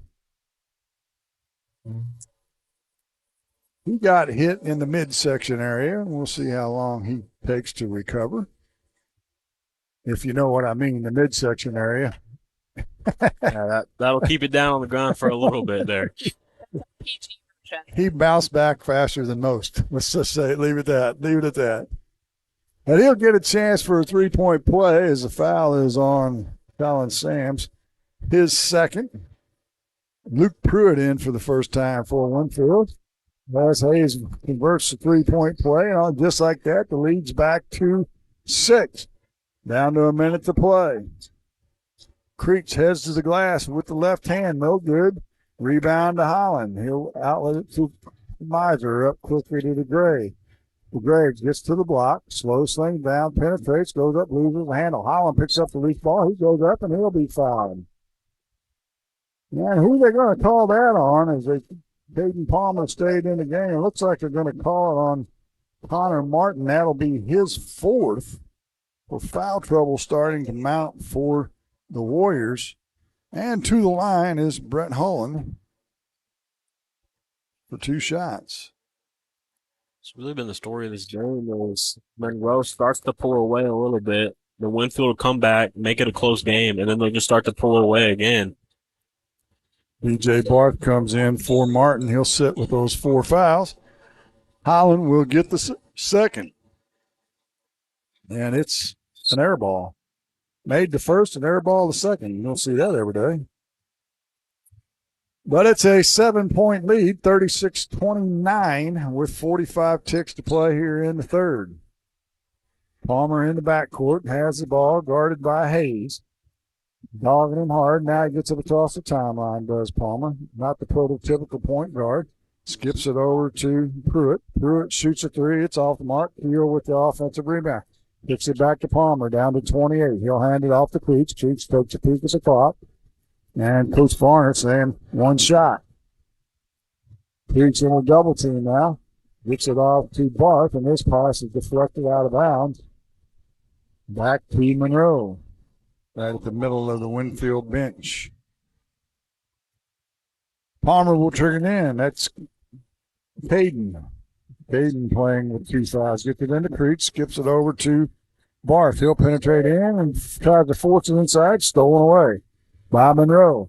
Smizer in the front court with 7. I don't know if he knows how much time's up. Skip pass is nearly stolen, and there's a whistle and a foul as Hayes tried to tip it, and Barth ran over the top of him. And that'll send Cole Hayes to the line for 2 shots. With exactly 2 seconds to play. Wild and woolly is the way I describe this. First free throw on the front rim and drops. That's the way you're supposed to shoot free throws. And then a couple of subs will come in. Actually, just one. Vanner will come in, as will Ryan Hayes.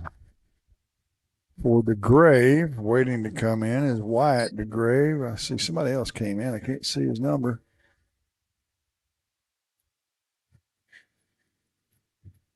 But the second free throw on the way from Cole Hayes. And it's good.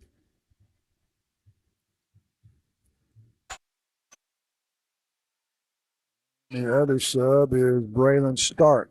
Creech across the timeline. He'll throw a wild one up, and it's off the shot clock at the horn.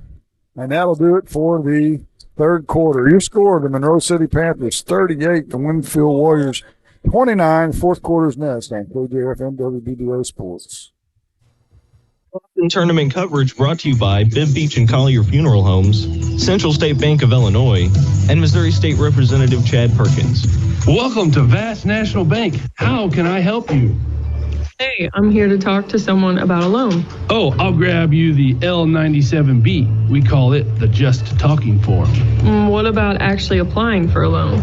Oh my, let me pop in the toner cartridge. Hey Bill, you want to pass me the big stapler? Yeah, I'm just going to go to People's Savings Bank.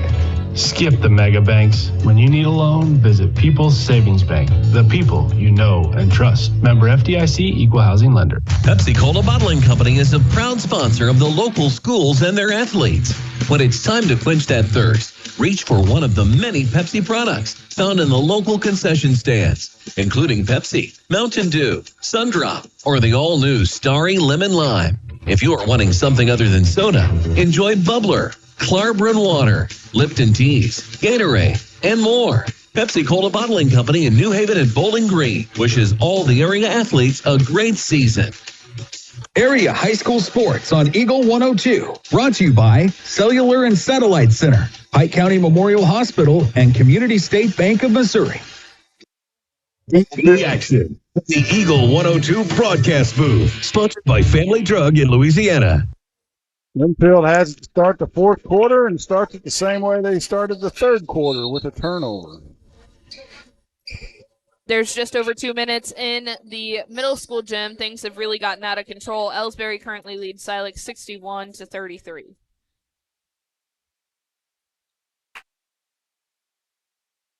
So, sounds like Ellsbury will make it to the consolation championship game as a couple of subs come in for Winfield. Looks like they've got their original starters back in the game, as does Monroe. They get it inside to Holland. His shot's up and good. They break the press. Brent Holland has his 9th point of the game. And back comes Palmer, I should say, for Winfield, and he scores a lap. And it's 40-31. So up and down we go. Little action for the game finally. As they work it around the horn, do the Panthers. Smider in the far corner, hands it off to Mayfield.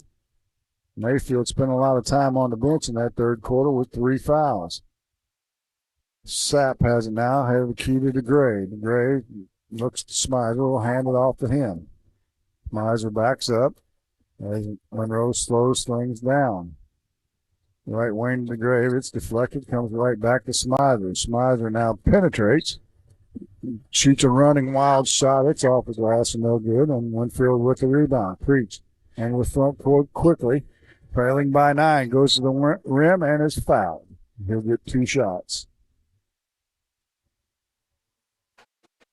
He has just taken a beating tonight. He has not been afraid to go to the hoop, that's for sure. Got 7 free throws in the third quarter by himself. In fact, he has 7 of the 8 free throws shot by Winfield. And he missed the first. He'll get a second. And it's good. So the lead down to 8. 9 the biggest lead of the game for Monroe. Winfield again has never led in this game. They got to within 1, but couldn't get over the hump. Smizer now to Holland as they run a little lead, and Holland is trapped from behind. Comes up with it, gets it off to Smizer down low to the Grave. He'll put it up and score.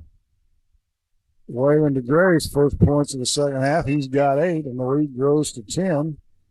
It looks like Monroe is really trying to slow the pace of this game down and just play the lead right now. Pounded inside, right? Running the weave is Winfield. Kyle has it in the corner, gets it to Creech on the baseline. Is up and under, scoop shot won't go. To Gray with the rebound, and we'll have a whistle on a rebounding foul. And that's going to be on Kyle, I believe. His 4th. And so Monroe will have it in the backcourt on the baseline. Winfield's going to back out of that press, which is kind of what got him back into the game, which is shocking.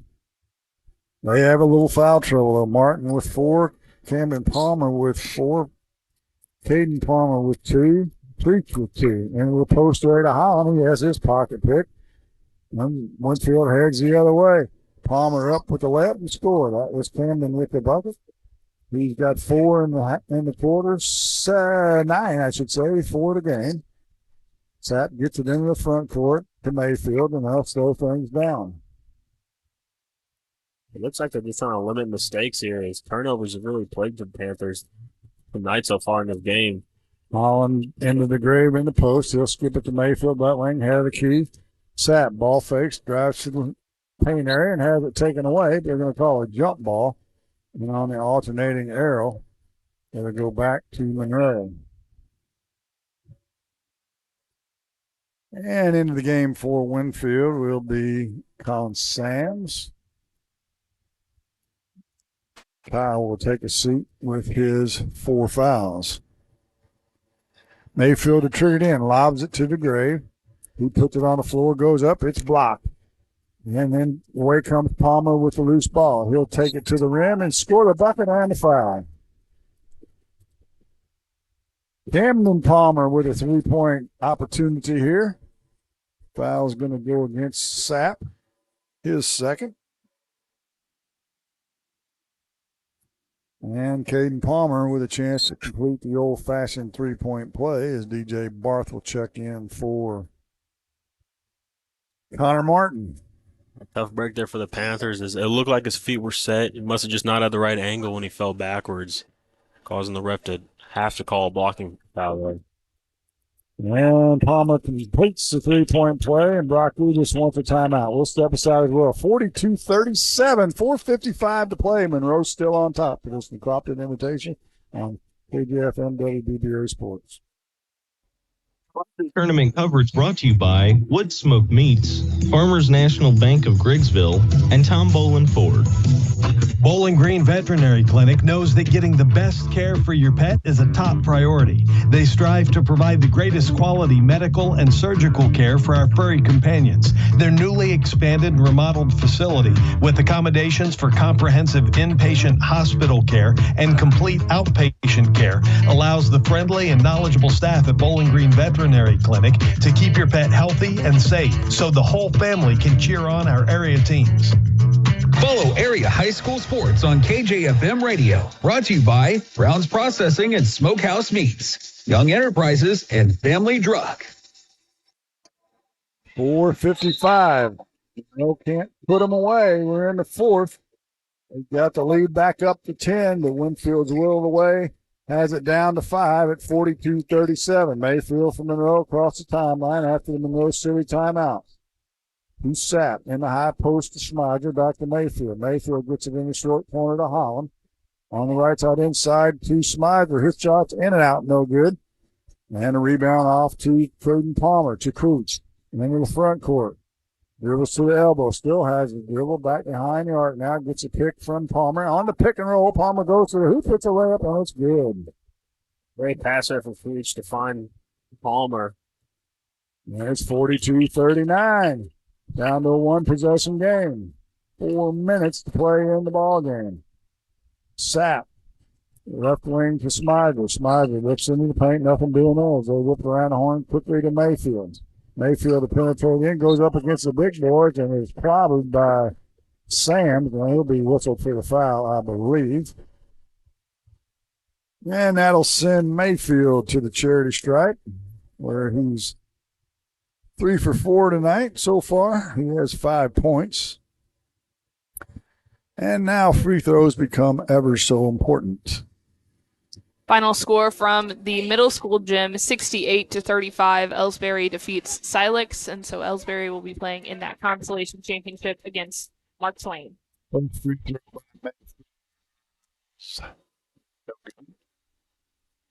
Second. It's on the way. It's off the front iron as well. So got to have those free throws in the fourth quarter, as I'm sure you know, Mr. Caps. This will be a big possession for Winfield, as a bucket here can put them within 1. Or tie it with a 3. Creech dribbles to the near corner, holds it above his head, skips it to the head of the key to Barth. Barth to the left corner now to Sams. Sams guarded by the Gray. Penetrates in. A little runner's up. No good. Gets his own rebound. His putback's up and good. Colin Sams showing some hops out of that 6'2 frame. And it's a 1-point game. 42-41. Mayfield guarded by Creech. Backdoor cut to Smither. His shot's way off the mark. No good. Creech with the rebound. Creech heads the other way. He'll be fouled by Toby Sapp. And that'll be his third. Winfield will have it on the sideline right next to their bench with 3:08 to play. I don't think anyone was going to deny Brady Creech getting to the bucket there.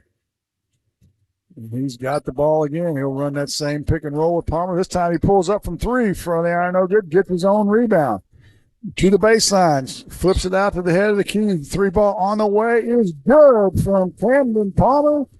And Winfield has their first lead of the night, 44-42. Timeout on the floor.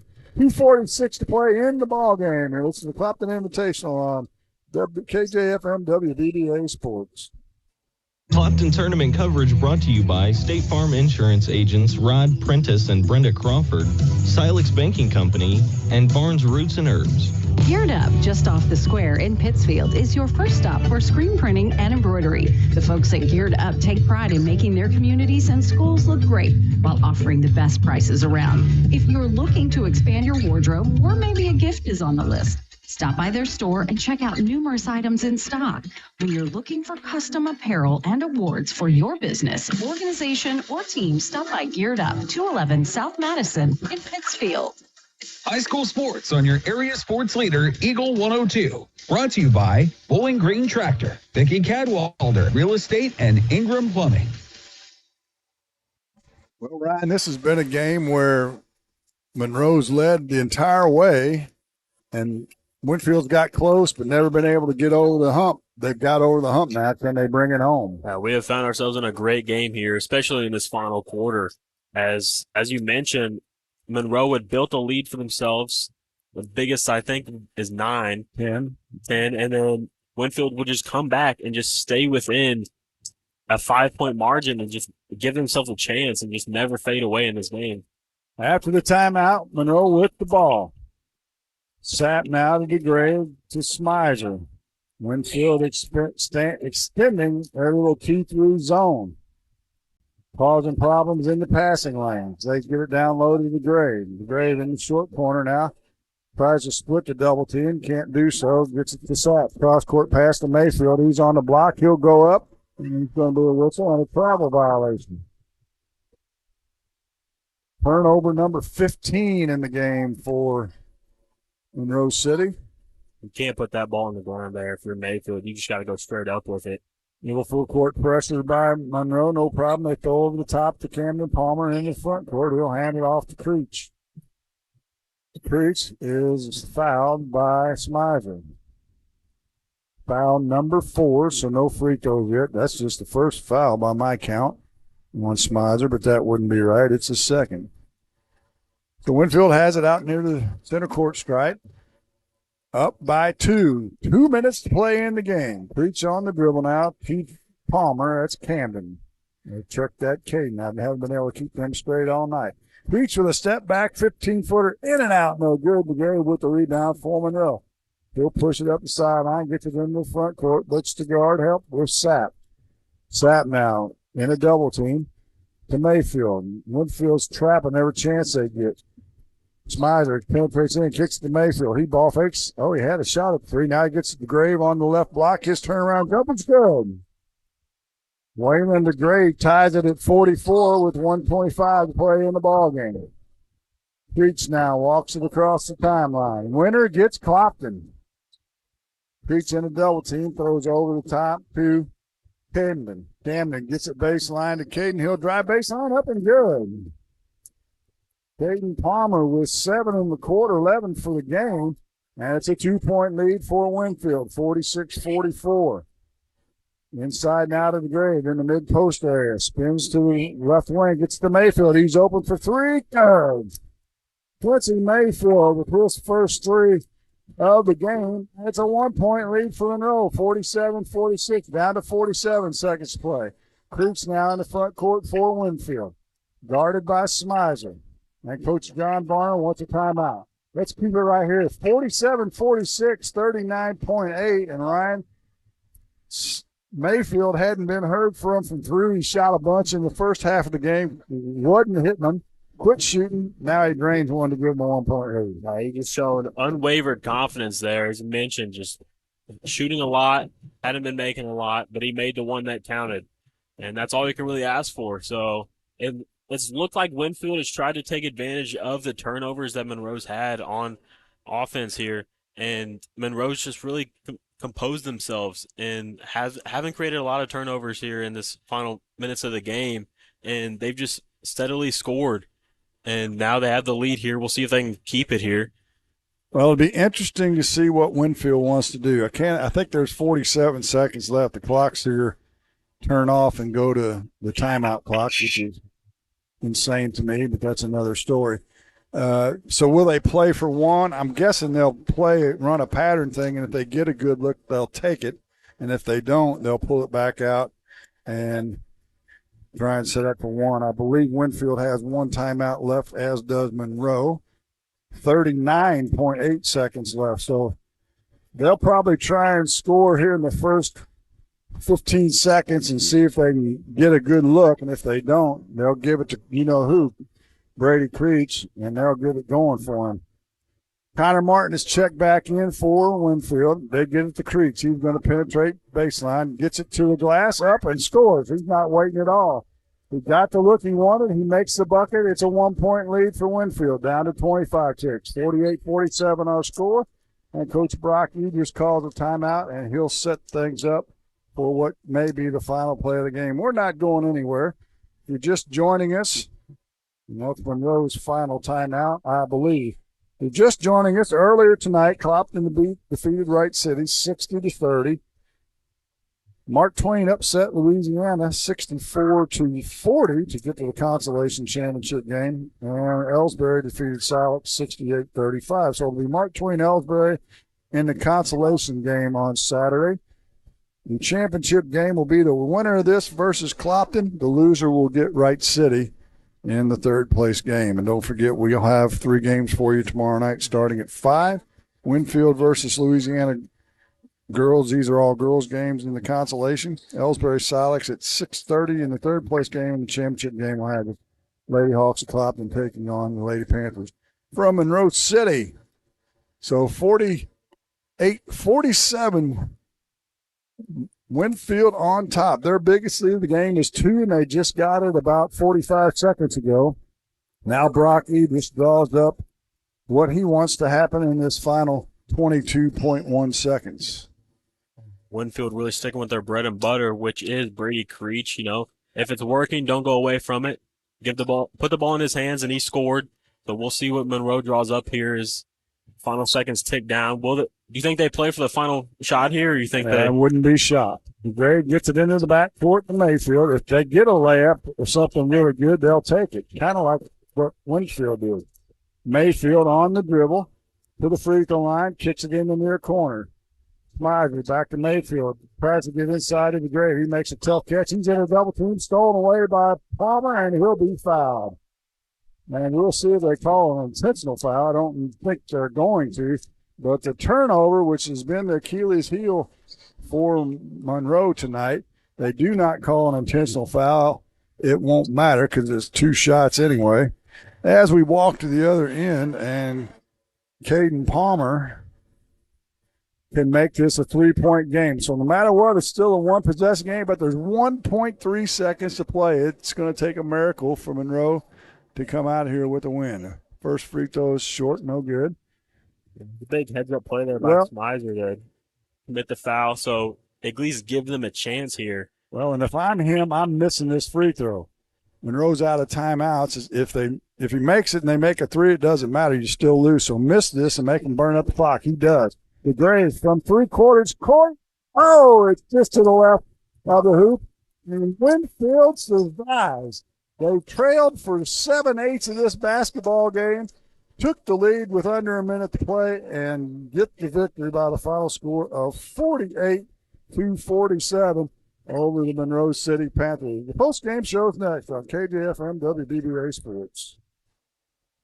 Tournament coverage brought to you by Lacrosse Lumber, Pike Lincoln Technical Center, and Bolin Chevrolet. The Eagle 102 post-game show is coming up. Raffle tickets are on sale now. This is Tracy Brookshire with Pike County Health Department Home Health and Hospice. Our Home Care and Hospice Foundation is selling raffle tickets. Enter for your chance to win $1,200 in local restaurant gift cards, a Smith & Wesson 9mm, a beautiful patio set, or a Henry 22 pump action. $5 for one ticket or $20 for 5 tickets. Get yours online at PikeCountyHospice.com or by stopping in at our office at One Healthcare Place in Bowling Green behind Walmart. Winner will be drawn at our annual Valentine Gala fundraiser in February and does not need to be present to win. Lynn's Heritage House isn't your average senior living facility. At Lynn's, residents have an abundance of social and recreational activities, including trips to the Twin Pike Family YMCA, numerous craft projects, and even the occasional day trip around Pike County. As a resident, you can enjoy the same independent lifestyle you've always enjoyed, but with the peace of mind knowing that help is available when needed. For more information, visit Lynn's Heritage House, 800 Kelly Lane in Louisiana, or online at lynsheritage.com. Hi, this is Shelley Clucky with Pike County Mutual Insurance Company. We appreciate the value of working hard and making sure you've taken steps to make sure you're prepared for whatever comes your direction. Best wishes to all of our area athletes for another amazing season from myself and Corey Buchanan at Pike County Mutual Insurance Company on the square in Bowling Green. The most complete coverage of high school sports is on Eagle 102, and it's brought to you by Mid-America Auto and Towing, Perkins Electrical Services, and Pike County Mutual Insurance. Hear all the action from the Eagle 102 broadcast booth, sponsored by Family Drug in Louisiana. Time now for the Eagle 102 postgame show on KJFM.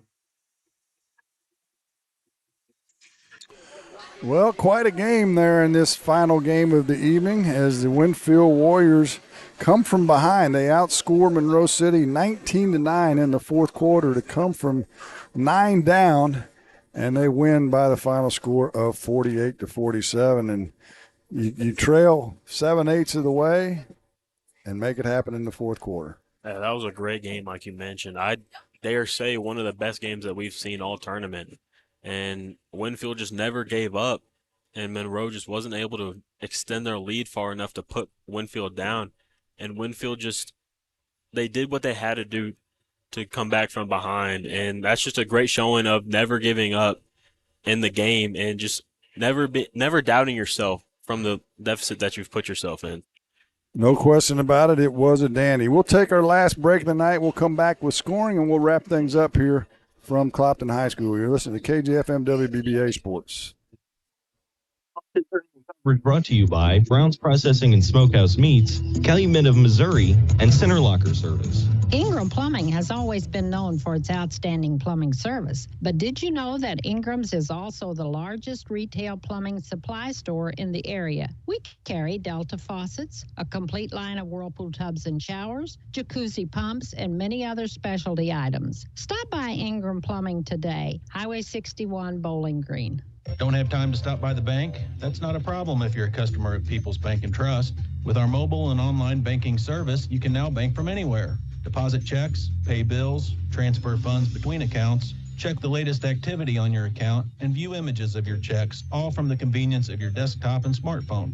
So start banking on your schedule and download the People's Bank and Trust app today. People's Bank and Trust, hometown banking the way it should be. Member FDIC.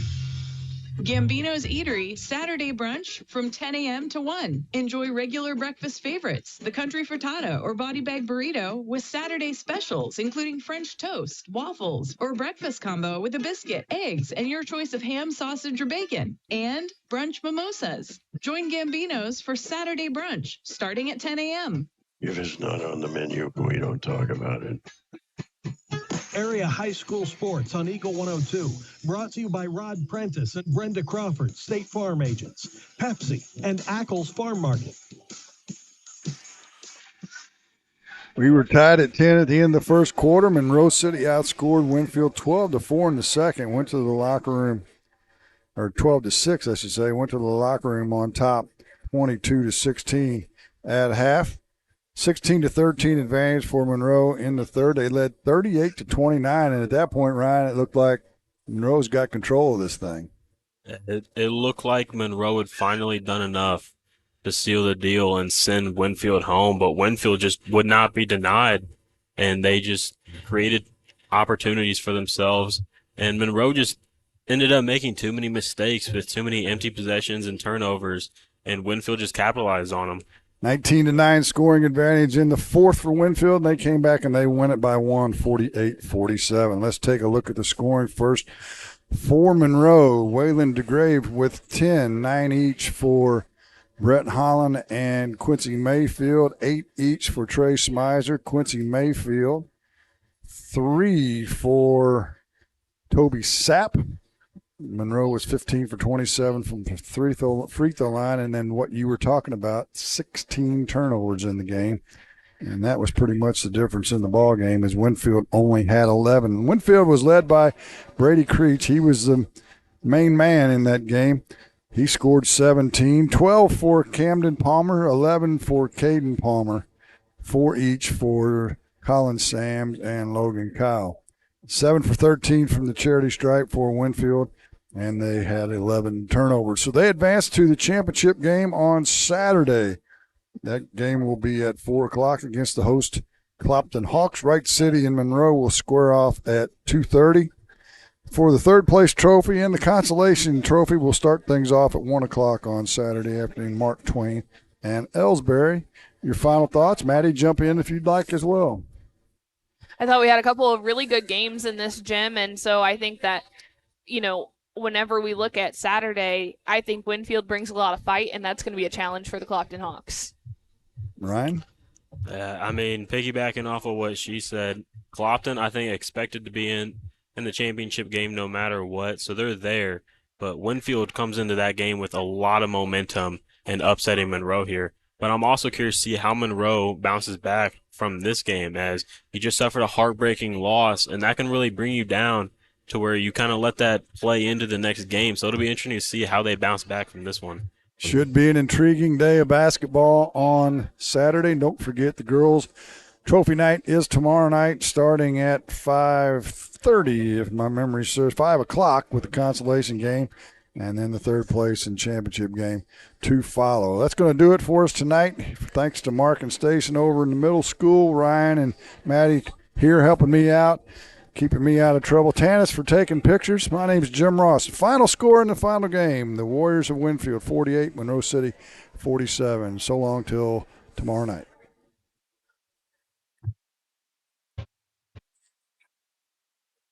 To area high school sports on Eagle 102.